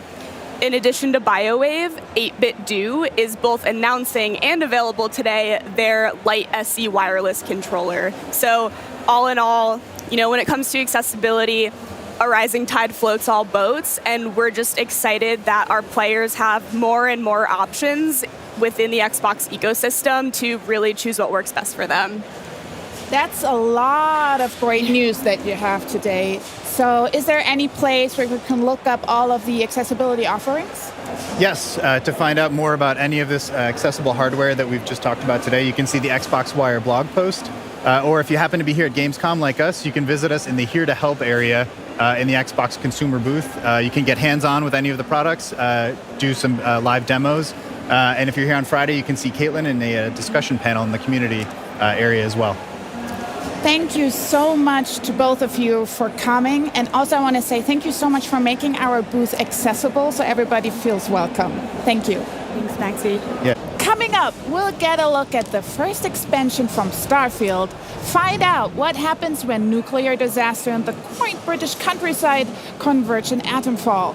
And Age of Mythology fans, stay tuned. We'll take a look at what you can expect from the latest in the series. But first, it's time to explore ARY26 once again in Revenge of the Savage Planet. Stuck on a planet with nowhere to poop? The juiciest burgers in the galaxy. Burger Squirt. Flappy Extreme Learning Smartbot from Hot Whiz. Radical. I smush it down my throat. Our new Ding Dong. Greetings, brave explorer. We here at Alta Interglobal would like to welcome you to our newest venture, the colonization of space. You've spent almost a century hurtling through the universe in cryosleep, ready to begin your work on this strange alien planet.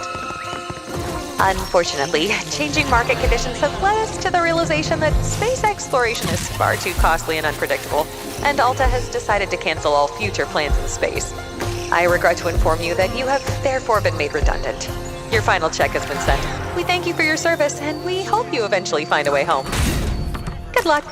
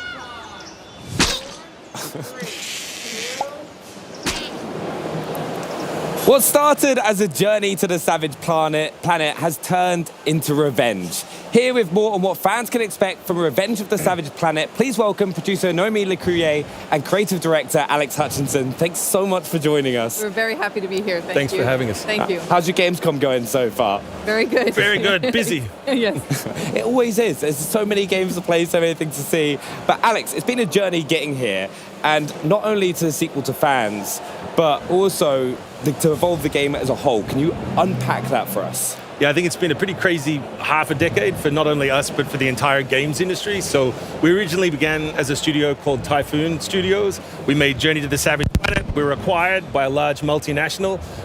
The pandemic happened. We updated the game, and on the day we shipped, that same multinational made us all redundant. So we found ourselves sitting around trying to figure out what to do. But luckily, we decided to reform. So we're a new studio, Raccoon Logic. And we've made this new game, Revenge of the Savage Planet. Yeah, and Naomi, can you kind of talk about the world that we live in with Revenge of the Savage Planet? Have we got the gameplay that we can push up? But before that, I think Alex is going to talk about before that. Yeah. So obviously some of the big changes are that we've switched to third person in this one. It's still a game about exploring the world, interrogating everything that you see. It's filled with wonderful, wacky, weird creatures. It's 4 planets now instead of 1 planet. So there's lots more to do and lots more to see. Yes, so we basically can survey, scan everything, and collect and catalog. Here, as you explore the world, you're going to discover rewards, things to collect as well. The rewards are blocked by encounters with alien creatures, as well as puzzles and navigation challenges. So lots of fun here. Yeah. It looks so cute. Like even the trailer, but in the trailer beforehand, it's like all the creatures. It's like adorable. And you know it's a sequel when you're swimming. Just it happens every single time. Every You've got time. to add water in. If you go in, no water. Exactly. Second time thing. But Alex, there's obviously a ton of creativity by the team to produce an incredible world, but perhaps players' take on its obstacles can be equally as creative. So in the world, like how are players going to approach the obstacles that they face? Yeah, so we've taken a really systemic approach to open world design. So it's still a Metroidvania. You're still being blocked by different obstacles. You need to go back to your habitat and upgrade your tools to get through them. But what we wanted to do was have a Metroidvania where there's a single lock, but multiple keys. So you see different types of objects. Say if it's a cracked wall that you need to blow up, you could do it with a grenade. You could find a creature that explodes. Anything that generates an explosion will get you through. And so hopefully, as you see in this video, there's a little bit more systemic chaos than most games of its type. So there's lots of creative ways to kind of like solve the problem. Exactly. So you can have a bit of fun with it, and every time you play it as well, you're going to get those different experiences. Exactly. Another way players can make their game their own is through customization. You know what I mean? Can you talk us through customization? Yes, absolutely. So we've added tons of new outfits in the game. You can mix and match between the different outfits. So whether it's the helmet, the boots, or the gloves, all the outfits are inspired by sci-fi themes, famous like Star Trek. Here we can see some of the suits here, as well as like Power Rangers. So if you put on the red shirt, you get killed immediately in the game, but you reprint. What have you got wrong with the red shirt? It's just a trope. It's just a trope. You also have a habitat where you will find all the main modules, like you see here, the PC that you will use throughout the game.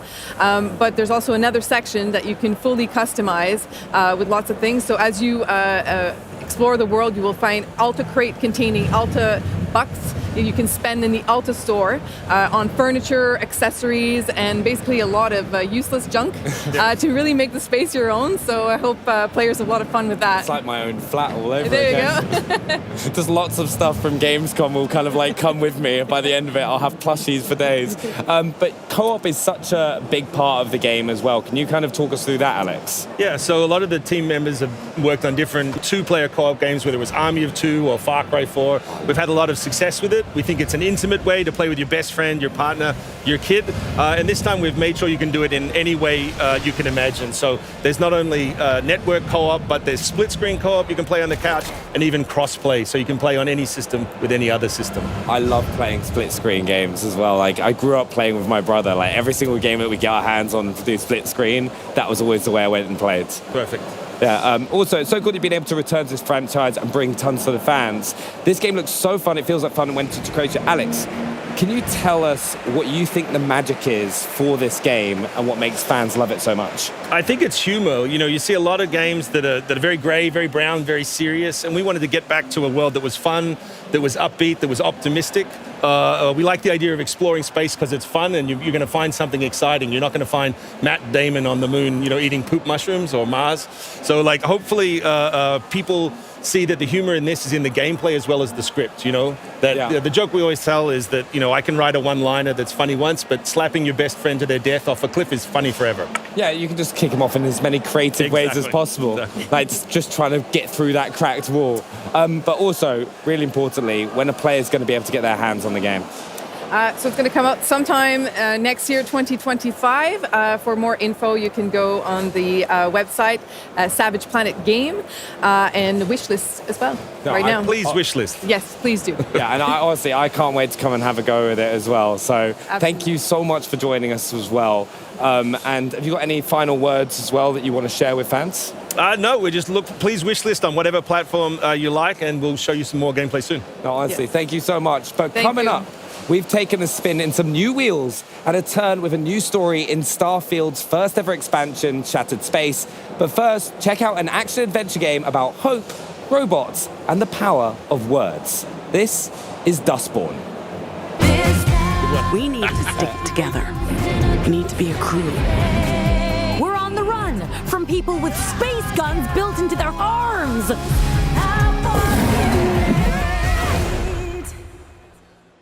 Dustborn isn't about making the big and immediate choices. It's about the little things that add up over time. The words spoken that affect relationships and moods, the decisions that stick with you and play out when you least expect them to, the actions that push your relationships in new directions. I guess this explains why you're suddenly so eager to chase after the robots. Oh, keeping secrets again, huh? It's about making tough choices, about how to deal with the people in your crew, how to manage them and pull them together to do the job, and to make the compromises necessary to reach the end of the road and your own personal goals. We'll be taking a different route north, through Liberty, Oregon. Before Liberty? I would actually like an explanation. I concur. Think of the game as a way to write your own comic book as you play. Each chapter or issue starting with a new cover displaying what you're about to experience, and each of them ending with a comic splash screen. These pages present key choices made in the previous issue that could have an impact later on. Whether a dialogue line or event plays out because of a choice made by the player, an icon will appear in the top right corner of the screen, allowing you to really get a sense of what could have gone differently. Stop it! Oh, what the hell, Pax? What now? Drive. In the comic splash, you'll have access to more data, such as global stats about how many other players received this particular consequence, allowing you to gauge how popular this choice was. Some choices lead to crew mood change, which can have an impact on your relationship with them, but also on their personal endings. Are you just gonna hover? We didn't finish our chat? No, we were finished. I'm worried about you, and I had more to say. I'm sure, but I was done. Every key crew member in the story receives one of 3 endings, or codas, based on choices made and actions taken by the player and Pax. Each coda is illustrated by a comic book style splash screen, along with unique dialogues and events reflecting each character's current status. The player can at any time access the character codex to see which coda is the current favorite. The crew respects you. When you're unhappy, they feel it. I'll keep that in mind. Whenever a dialogue choice or action affects a coda, the screen will display a coda emoji, along with an animation that tells the player how important this choice was. It'll be up to you to decide how the road trip goes and how your relationships will evolve. Will Noam break away from their on-again, off-again relationship with Pax, or embrace it? Will Theo loosen up with the crew, or favor his boss status? Will Ziggy resolve her sister issues with Pax? Discover how it all unfolds in Dustborn. Available now. What's the name of your band? We're the Dustborn.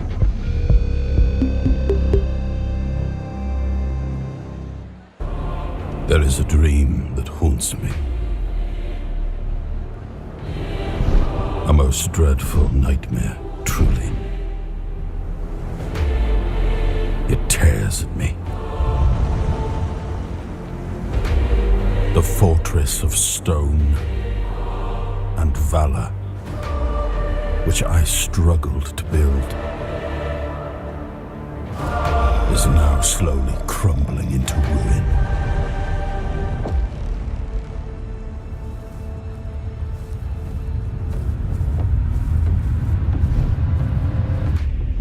The land, caught in a perpetual autumn, yields to decay. A futile sacrifice remains ensnared, deep within the horns of the south.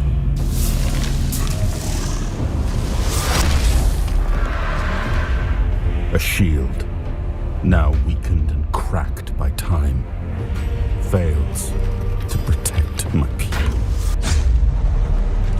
A profound betrayal has befallen those most loyal, yielding only despair. I am left paralyzed, powerless.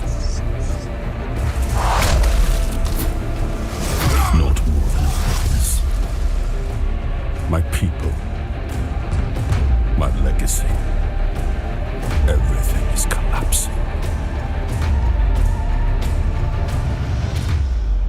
They hailed me as the once and future king. Only now do I understand the horror of that title.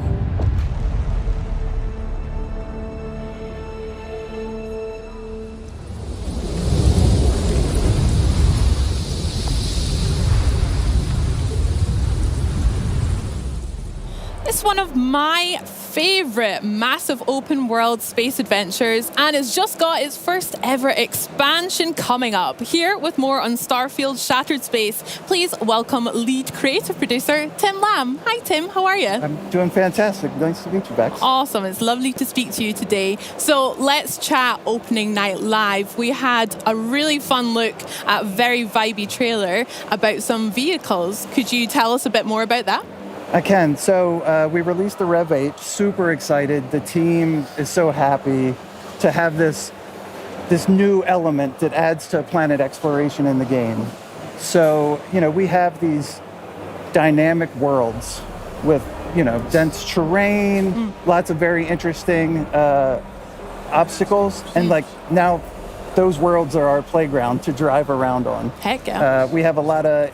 In navigating that, we have vertical boost, forward boost, we have a weapon on there. It's a lot of different minute-to-minute, just fantastic gameplay opportunities for players. Yeah, super exciting. And Vasco looked like he was having a good time as well in the back there. Love that. Now, let's talk a wee bit about the story in Shattered Space. It's very dark and mysterious. Could you tell me and everyone watching a little bit more about the story? Yeah, so...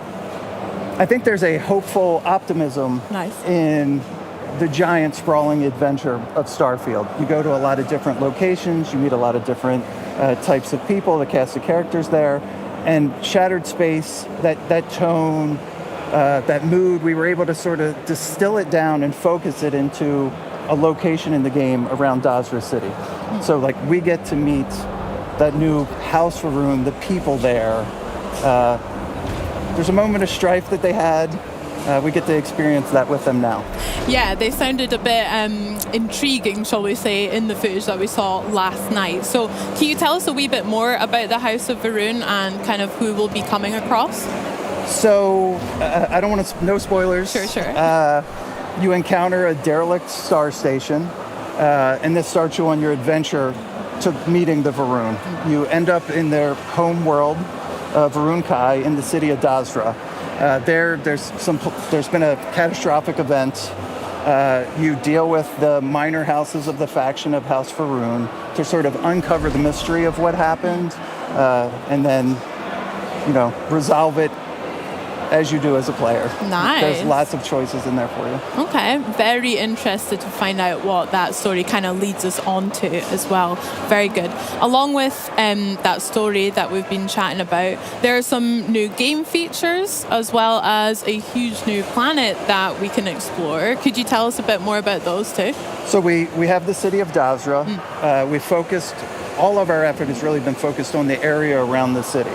So I think the beauty of it is that there's exploration, that you can find nooks and crannies in the game or little secret discoveries or locations you feel like, I know I'm coming back here. So there's an excitement there. Yeah, so it's that, I'm so excited about it.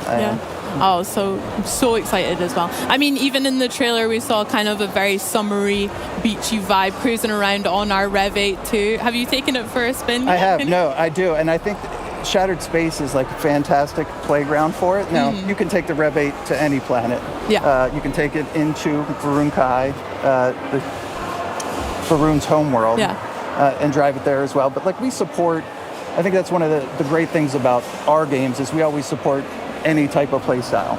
So it's like you can play with it, you can play without it, you can take it to Varun Kai, you can not take it there. Sounds amazing. Yeah. Okay, well, I'll definitely be taking it for a spin as well when Shattered Space releases too. Was there anything else that you wanted to chat to us about for Starfield Shattered Space coming out? Anything we can look forward to? You can. I think you can look forward to an interesting story, a handcrafted world, new weapons, new gear, new items that sort of alter the way you might think about Starfield. Amazing. Well, Tim, I cannot wait to play it as well. And everyone watching at home as well, be sure to check out Starfield Shattered Space, launching September 30th with Xbox Game Pass. Thanks again for chatting with us. Now, next up, we're exploring, scavenging, and hopefully surviving the harsh world of Atomfall. But first, let's build a dungeon.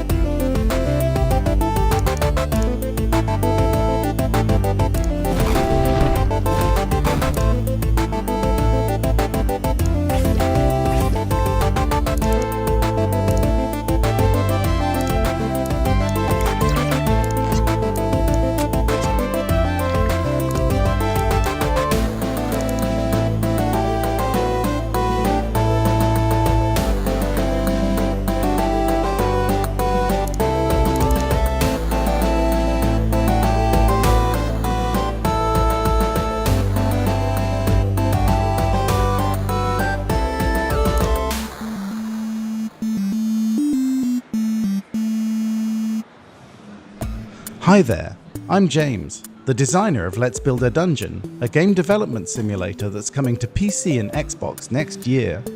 We previously bought our game Let's Build a Zoo to Xbox Game Pass, so it's exciting to be back here sharing news of our next game. Today, we want to share a closer look at our multi-layered management sim, and also reveal some brand new features that we've never talked about before. Let's Build a Dungeon is designed to simulate every aspect of running a games studio, and that starts with designing something your virtual players will love. You get to decide which quests to put in the world, and whether you want to focus on a traditional RPG built around magic and combat, or something more cozy like fishing or running monster farms. And if you want even more control, we have an exclusive new mode to share with you. Creative mode is our sandbox, but it's a sandbox quite unlike any other. Not only do you have access to literally thousands of assets, buildings, and characters, in Let's Build a Dungeon, you can also tell your own story. We are developing a series of easy-to-use tools that lets you create almost anything, from a production-level dialogue editor that lets you create branching conversations, events, and rewards, to a full AI editor that lets you adjust anything from attack probabilities to spawn rates and weapons. We even have a tool that lets you draw your own pixel art characters, which will then automatically animate them for you. Our goal is to build a suite of tools that gives you as much control as we have when building our games. Games made by the community will be available for download, along with some titles made by developers like us here at Spring Loaded. Adding these tools felt like the natural extension of our game development simulator. Why stop at building the most detailed game dev sim ever created, when we can add elements of a game engine to give you a full, authentic experience? Hopefully, this short overview has given you an idea of what to expect from Let's Build a Dungeon when it ships next year.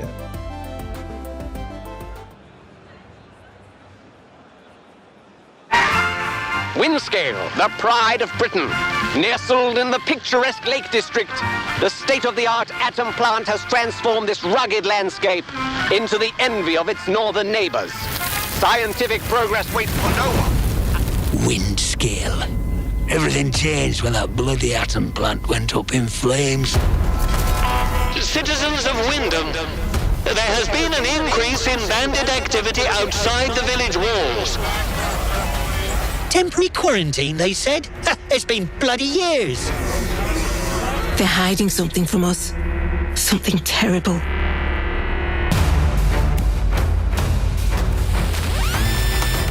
My name's Molly. You got out to trade? I got bits and bobs for sale.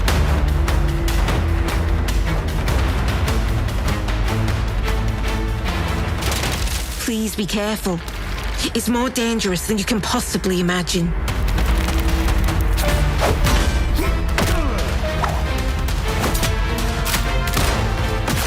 Detected.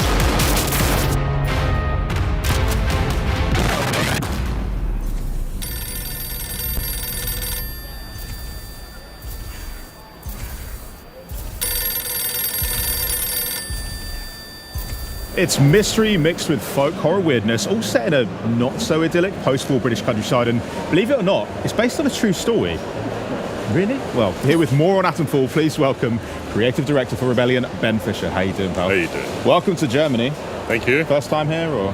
Been here for Gamescom before. Yeah. But not with a game quite like this, right? No, let's talk about that, Ben. Actually, you're right, Henry, because this is a huge departure from Rebellion's most famous series, let's call it Sniper Elite. Can you tell us about this sudden change of pace here? Sure. I mean, it's similar and it's different in different aspects of the game. So we always value sandbox exploration and giving the player lots of freedom in their objectives. At the same time, this is a survival action game with some sort of RPG-ish elements. There's skills, there's crafting. The story of the game unfolds as you explore. It's kind of a mystery game, so tonally quite different to Sniper Elite.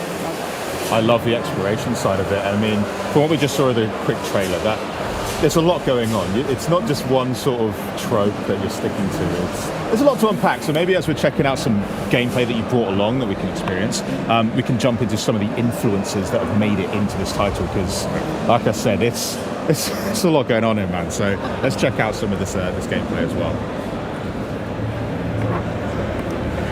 Got to start off with a post box. Yeah. Where else? I mean, it's on your T-shirt as well. Yeah. It must be quite a core feature of Atomfall, I assume. It is actually. Oh.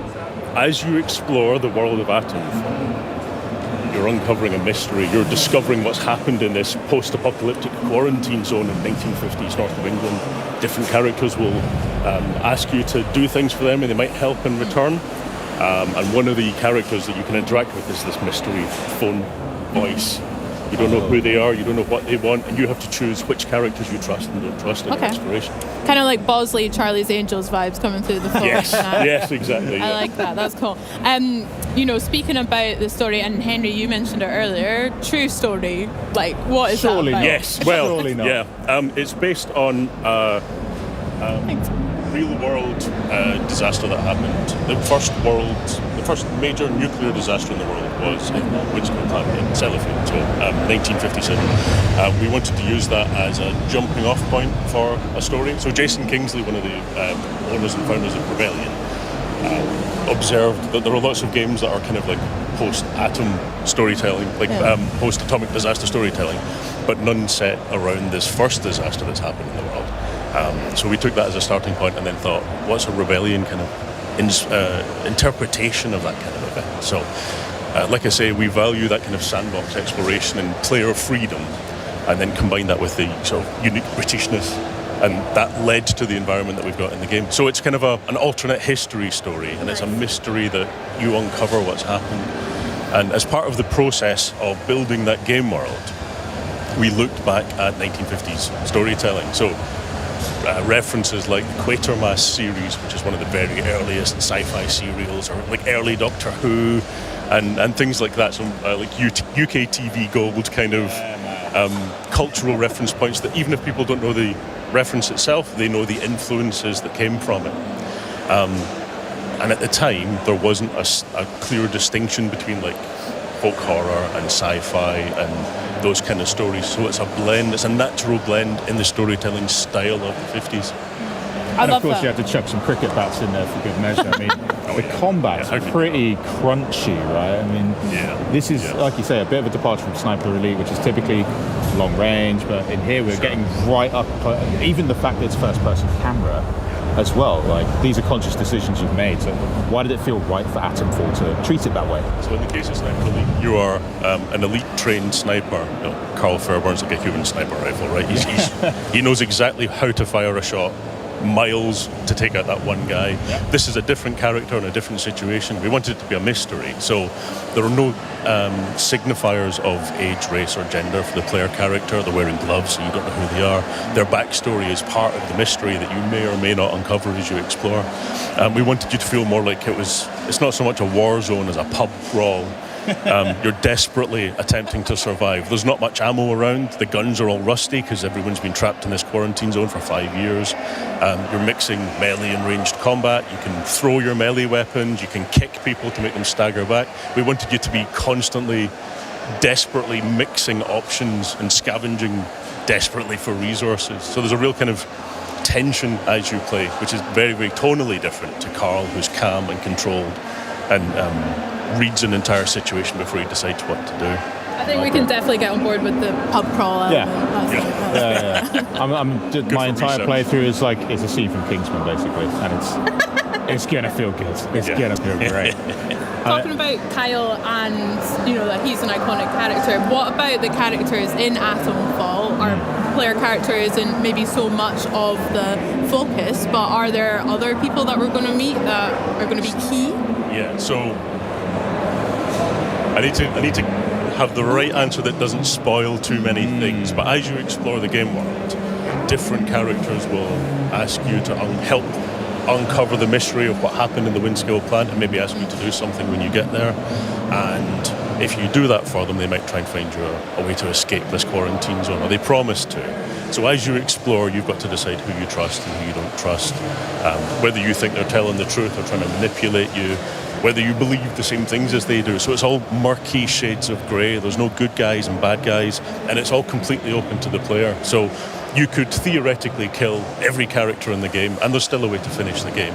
You could theoretically play through and kill no one, and there's other routes available to you. So we really pushed hard into giving the player lots of options and lots of rewards for observing and choosing what to do. So there's lots of tropish characters, lots of kind of characters that fit this world of being north of England and also being 1950s, 1960s culturally. Yeah, I like that. I mean, as a fellow Scot, Ben, really quick, are there any maybe Scottish people in there that we can look forward to meeting?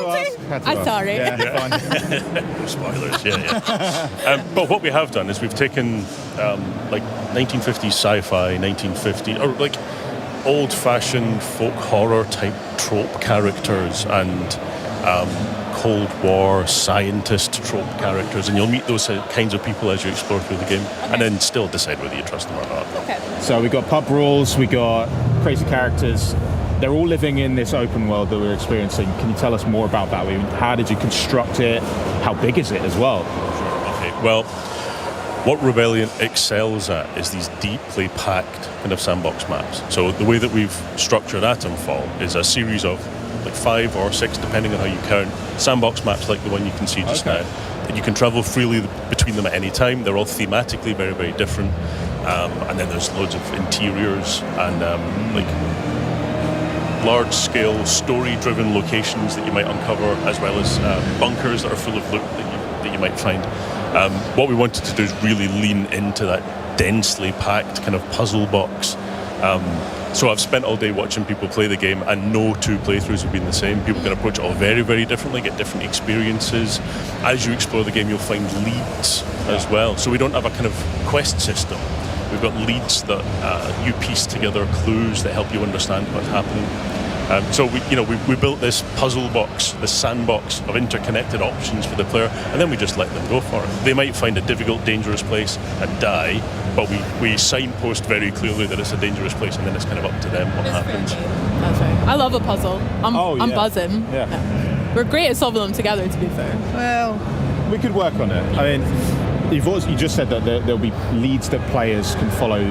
Tell us a bit about how they're equipped to do so, because we just saw literally pulling out a metal detector and taking part in that great British tradition of finding some old coins or whatever it could be. But what are the other ways we can do that? Yeah, so you might find a lead that someone's hidden in a box under the ground somewhere. They've a bit of storytelling around it to draw the player in and make them try and understand how it fits to the game world. But there's also characters that you might find in the world. There's friendly characters that you can barter with, and they might sell you or rather trade something with you which has a lead in it. Or if you do some trade with them, they might get friendly to you and give you a lead.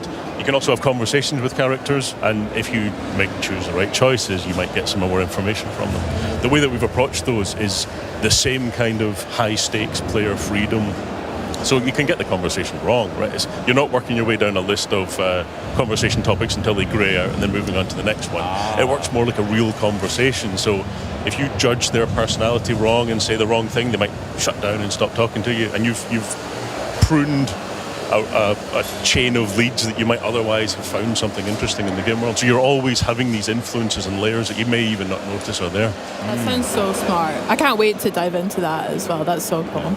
I understand there's some crafting elements in that as well, and also, metal detectors, scavenging. Can you tell us what that kind of looks like in Atomfall? Sure. So the player's desperately trying to survive and finding materials to help them survive. Yeah. So even if they find a gun, there might be 3 bullets for the gun. So they can find materials that let them craft things to help them heal or help them in combat, so Molotov cocktails and makeshift grenades and things like that. So you find yourself trapped into a corner and you can make these resources that help you survive. Like I say, we're trying to make sure that we find this sweet spot where you feel kind of desperate as you're trying to survive. We want you to use everything that you find. We've made sure your backpack capacity is quite limited as well, so you're really pushed to make these difficult choices and decide even whether you want to engage in a fight or not, whether you want to avoid it entirely. You want to choose the right moment and try and take out 5 guys with a Molotov. And it's all really, really high stakes, but it makes it very rewarding when you manage to pull something off. It looks like our player right now is making a horrible decision by going into a restricted area. Already seen a ribcage. I mean, so this is going to go great. Like I mentioned earlier, if you're heading into somewhere difficult or dangerous or scary, we make sure and signpost it. So if you go into a place like that and then you die, you go, I should have guessed. There was a skeleton outside. Yeah, that one's on me. Yeah, exactly. Yeah. To be fair, I'm very good at ignoring red flags, so we'll see about that. And in terms of the player's progression then, so you're making all these decisions, you're making friends with everybody, you're crafting your gear. What about skills, anything like that in the game? Sure. So there's a range of skills that help reinforce the player's ability to survive in this dangerous world. So there's a chain of skills that are for melee combat, ranged combat. There's sort of durability skills that mean you can take more damage and survive in dangerous areas. And then also abilities that help your overall survival, like disarming traps and things like that. So really we wanted to keep it grounded so that there's always that sense of threat and pressure, but we wanted to give you some advantages. So you might learn a skill that lets you throw a melee weapon, and if it's bladed, it'll stick in targets and things like that, just to help give you that edge over the course of the game. As you can see in this location here, they're in a kind of dark and then scary interior. So we've got the player's progression, but then there's also a kind of game world progression where they're uncovering a mystery. So quite literally, they have to push deep into the world and into the underground of the world to find these dark and scary places. We try and keep it tense the entire way through the game. I was going to say, because there is the sci-fi element, but there's a bit of horror vibes I'm getting too. So with us competing with people maybe on a top level, and now we've got into this bunker, there must be some monsters of some kind. Yeah, we just saw a little glimpse of something scary and monstrous, and as you push into the mystery, you will find more elements influenced by what happened. But yeah, for sure. I mean, like I said earlier, the storytelling style of the 50s and 60s didn't really have a division between folk horror and sci-fi. There was like a blend for a certain kind of story that was addressing the Cold War, but in a way that wasn't too political, I guess. So, folk horror stories are about the division between rural and urban civilization and how there's a tension between them, and Cold War stories are about fear of the outsiders and others and that sort of thing. And there's thematic resonances between all of these different storytelling styles, which make it really easy for us to push into these otherworldly horror elements as you push into the mystery. Nice. That's so sick. We've got quite an atmospheric bunker, like you said, as well. Have you got a favourite part of the maps that you can share us with? Again, nothing.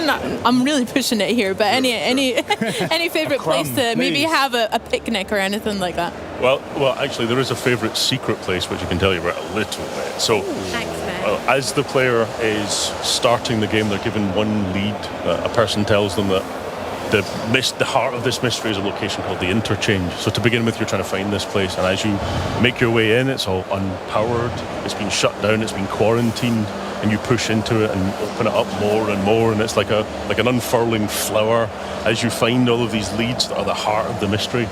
And the more you find, the more leads there are to find. So you end up in this kind of like snowball effect. He's just picked up a Cornish pasty. Oh yeah, oh, yeah. Stunning. Yeah. Well, this is pre-Greg's era, I suppose. So we'll take what we can get for now. That's brilliant. Just don't ask what meat's in it. I don't want to know. It's really fun for me to see like the contrast between that dank bunker we just came out of, and then like the overworld is so lush and vibrant. And listen, I've been to the north of England. It's not always this green, so sometimes, yeah, exactly. I mean, I live in London, and it's just grey all the time. So any green I can get is good. But this is the Lake District on a good day. Yeah, exactly. Yeah. So, will we see many other types of biomes or environments in the game as well? Yeah. So one example would be there's a woodland nearby, but it has more of a kind of spooky folk horror-ish tone.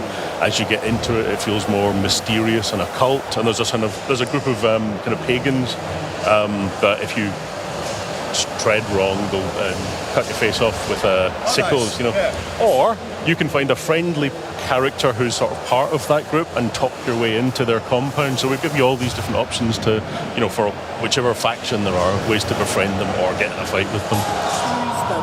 Yeah, I like exactly. that as well. Very good.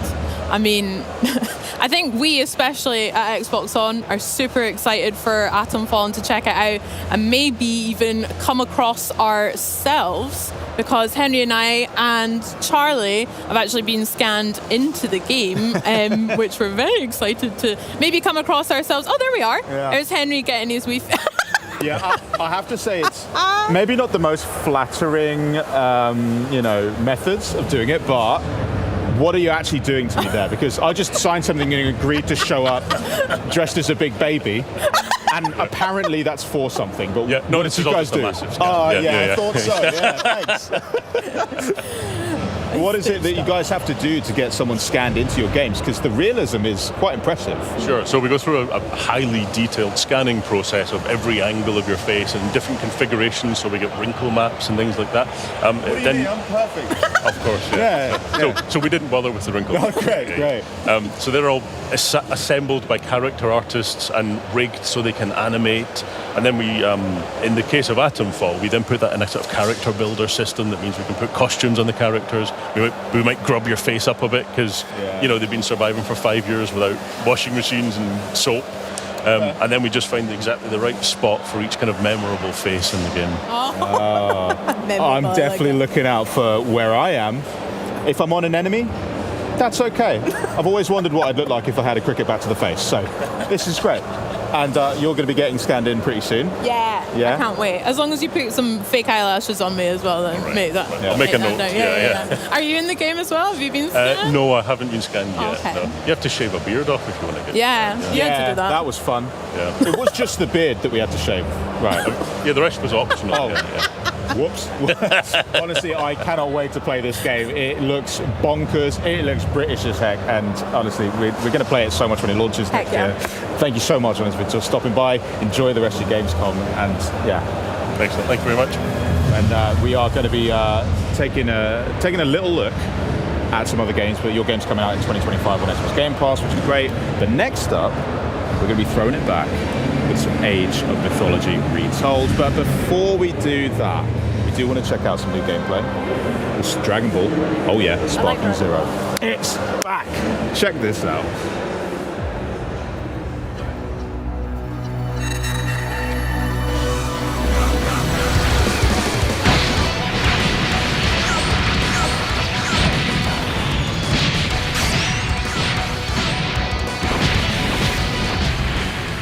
Hello everyone, I'm Marco Rizzo, Product Manager of Dragon Ball Sparking Zero. Thank you for joining us today in this exciting showcase. Today we will show you some new and exciting gameplay footage featuring characters that we have revealed during the opening night live. But before that, let me give you a reminder on the 2 single-player game modes that Dragon Ball Sparking Zero has to offer: Episode Battles and Custom Battles. First up is Episode Battle.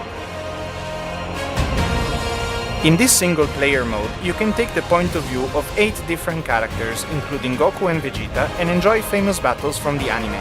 For each stage, you'll be playing through an introduction before heading into some of the most iconic fights in Dragon Ball Z and Dragon Ball Super. The number of stages and battles vary by character. We're here to take you down, simple as that. Next up is Custom Battle. In this mode, players fight in battles that each have their own original scenes. Some battles will also have different victory condition, and some might even have event cutscenes pop up midway, so you'll be able to enjoy battles different from the norm. Using Edit mode, you'll be able to freely set the characters to be played, as well as the pre-battle and post-battle cutscenes, in order to make your own original battle. What you've made will be able to be uploaded and viewed online for the whole world to play, so hope you enjoy sharing the battles and situations that you have created. Now, the moment you've been waiting for. Coming straight from the Majin Buu saga, Ultimate Gohan is our latest addition to the roster. After his rigorous training, he is ready to show his power in an all-out fight against Kefla in her Super Saiyan 2 form. Enjoy!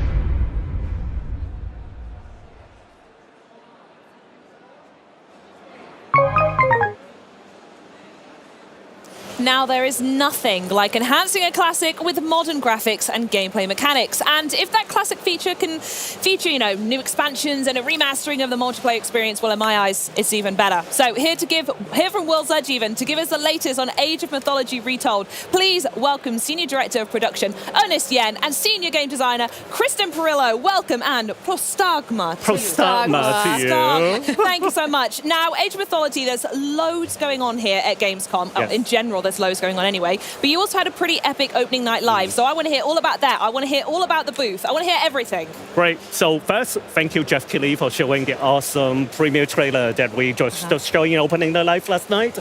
And it showed the story of Athena talking to the young hero, and in this case, one of them is of course the key character Zakynthos, and about this really, really epic story that a lot of our fans remember really fondly. So over multiple campaigns, over 50 missions, it is epic, amazing, and of course the trailer also show off the new graphics we have in the game, looking really pretty. It is just really cool to see. So. Yeah, and the trailer's been fantastic because it really showcases how diverse each civilization is within myth. Yeah. We have our Greeks, we have Egyptians, Norse, and Atlantean. They all have their own gods, their lore, the way that they play. There's just so much diversity within the gameplay. It's been really exciting. And talking about the booth, yes, we are here, so people can actually come. You're just over the back, over there. You're tucked away over that right way. there. If anyone's planning on coming tomorrow, it's just over there. And if you come, you can get these awesome lightning bolts, and also take pictures. So that's really, really cool. And by the way, this is not the only thing that we have here. So on top of Age of Mythology Retold, we also recently announced Age of Empires Mobile. Woohoo!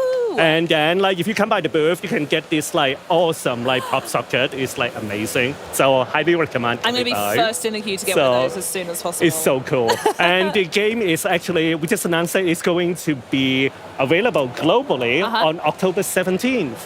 So it's a very different, very new experience that we're expanding Age of Empires to the mobile audience. So it's a game built with the awesome Team Studio Group, and they have crafted something that's amazing for the mobile gamers. Oh, how exciting. I can't wait to see it. Amazing. Right, so I know you have more news to come as we're talking here today, but the first thing I want to talk about is that this is more of it's more than a remastering, but it's different to a sequel, right? So I don't know, what are the name of gods does Retold actually mean?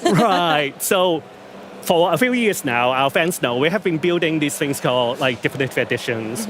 And there's one key goal that we have, which is we want to build the title that's in your head, right? Not because when you actually think about the games that you grew up with and play, you remember fondly and say, it's amazing, right? Yeah. So, but when you actually try to play the original for real and look at it and say that's not what I remember at all. So we want to build the one that's actually in your head and how it looks like, how it feels like. So that's the goal. So, and yeah, really want to thank the fans for supporting us for so long for all the different editions. But for Retold, Age of Mythology Retold, we are going beyond what we have done in developed editions. So on top of all the graphics and all the gameplay from the original, we actually tweaked it and added a bunch of new things to it as well, and it is just amazing. So yeah, I mean, from the design side, from the get-go, we really asked ourselves, how can we maximize our mythology? And so we've got reusable god powers, which you can actually see. We've got our approachability features like our VPS we brought in from other titles. We've got a more favor-based economy, so you can build more monsters, and our population cap is much higher now. So not only can you build more monsters, you can just build more of everything. You add me at more monsters, I'll stop you there. It feels like a love letter, really. Everything you've learned so far, you're bringing back, and I love the idea of taking out what you see in your head and then making that version of the game. I think it's absolutely wonderful. So you mentioned a little bit about god powers, actually. I heard we have our very own gods wandering around at Gamescom, by the way, while we're on the subject. Yes, we have invited them to the booth. So you also can actually see them. We have Athena and Zeus here in our booth. So come by, see them. You can see them on screen like that. Zeus is loose. Goodness me, where did you find that? They are amazing. That is so cool. Oh my Yes. goodness me. Please come by. It takes a lot of work for us to invite them to the booth. So A lot of convincing. a Love lot of it. convincing. Beautiful, awesome. Okay, back to the game now. Sorry, tangent. So, seeing the gameplay that we just saw just then, it's really clear that the team has been hard at work on the visuals. I think you've both mentioned it already. Yes. So, what can we expect? What exactly does that mean? So for graphics, we actually have redone every single graphics that you actually see in the days. game. You've been So busy. like every single 3D asset, every single animations, like effects, all of them are completely rebuilt. So just for this game. And it's amazing. The team did really, really good work. But we want to make sure that you also keep the flavor of the original. Of course, because yes. again, we want to build a game that people remember. Yeah. So it's really, really good. Yeah, I mean, it's been a labor of love. I will say that much. So we've gone asset by asset. And we've just made overall improvements. We wanted everything to look and feel mythical. And so we have, our destruction effects, we support ray tracing. But like Ernest had said earlier, sometimes when we've gone back and look at these assets in 2024, we realized that we had an image in our head that was very different than blurry pixels, wrapped around a sphere. And so we had a lot of philosophical discussions because, the dev team were all major fans of the original. So, I mean, Arcantos was a big one where we were like, would he have a dimple? Or would his chin be more square? Would he have? I want to be in those meetings, please. They've been really fun. It's part Rorschach test looking at some of the assets, and then it's like labor of love, and it all comes together to make that game that we remember loving and playing. Amazing. So if I've got everything right here, so Age of Mythology Retold is complete visual overhaul, updated god powers, and larger than life myth units. Now, small enough to keep me interested, but is there anything else that you have to share? Yes, definitely want to say that, remind people, one of the coolest thing that we have done for here is that we are releasing on PC and Xbox with crossplay, like at the same time. We have never done that with any Age games, so it is the first time we're releasing on multiple platforms at the same time. So really, really happy to be able to bring the game to not only to the keyboard and mouse player, but to controllerless players as well. Because the game people really remember, beloved it. We want everybody to be able to play together. And you've had some fantastic versions on the console recently, so Yes. those players want to absolutely join you. Now, you also have some other really exciting things to tell us today. I know I'm really gripped for this, but what can you tell us about the Freya Gods Pack? Oh, I am so excited to be able to talk about this. Here we go. So the Freya God Pack really is kind of like a new DLC type for us.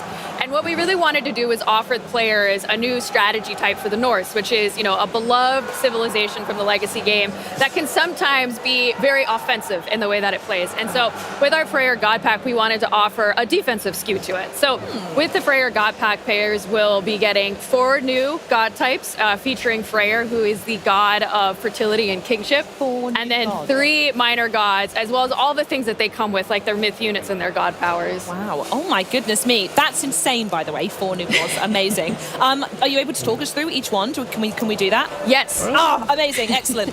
So we have Uller, who is the god of archery, and his myth unit is a Draugr, which you may see in the film here. The Draugr is an awesome myth unit. He's an undead archer, and his arrows can pierce multiple targets, whatever is in his line of sight.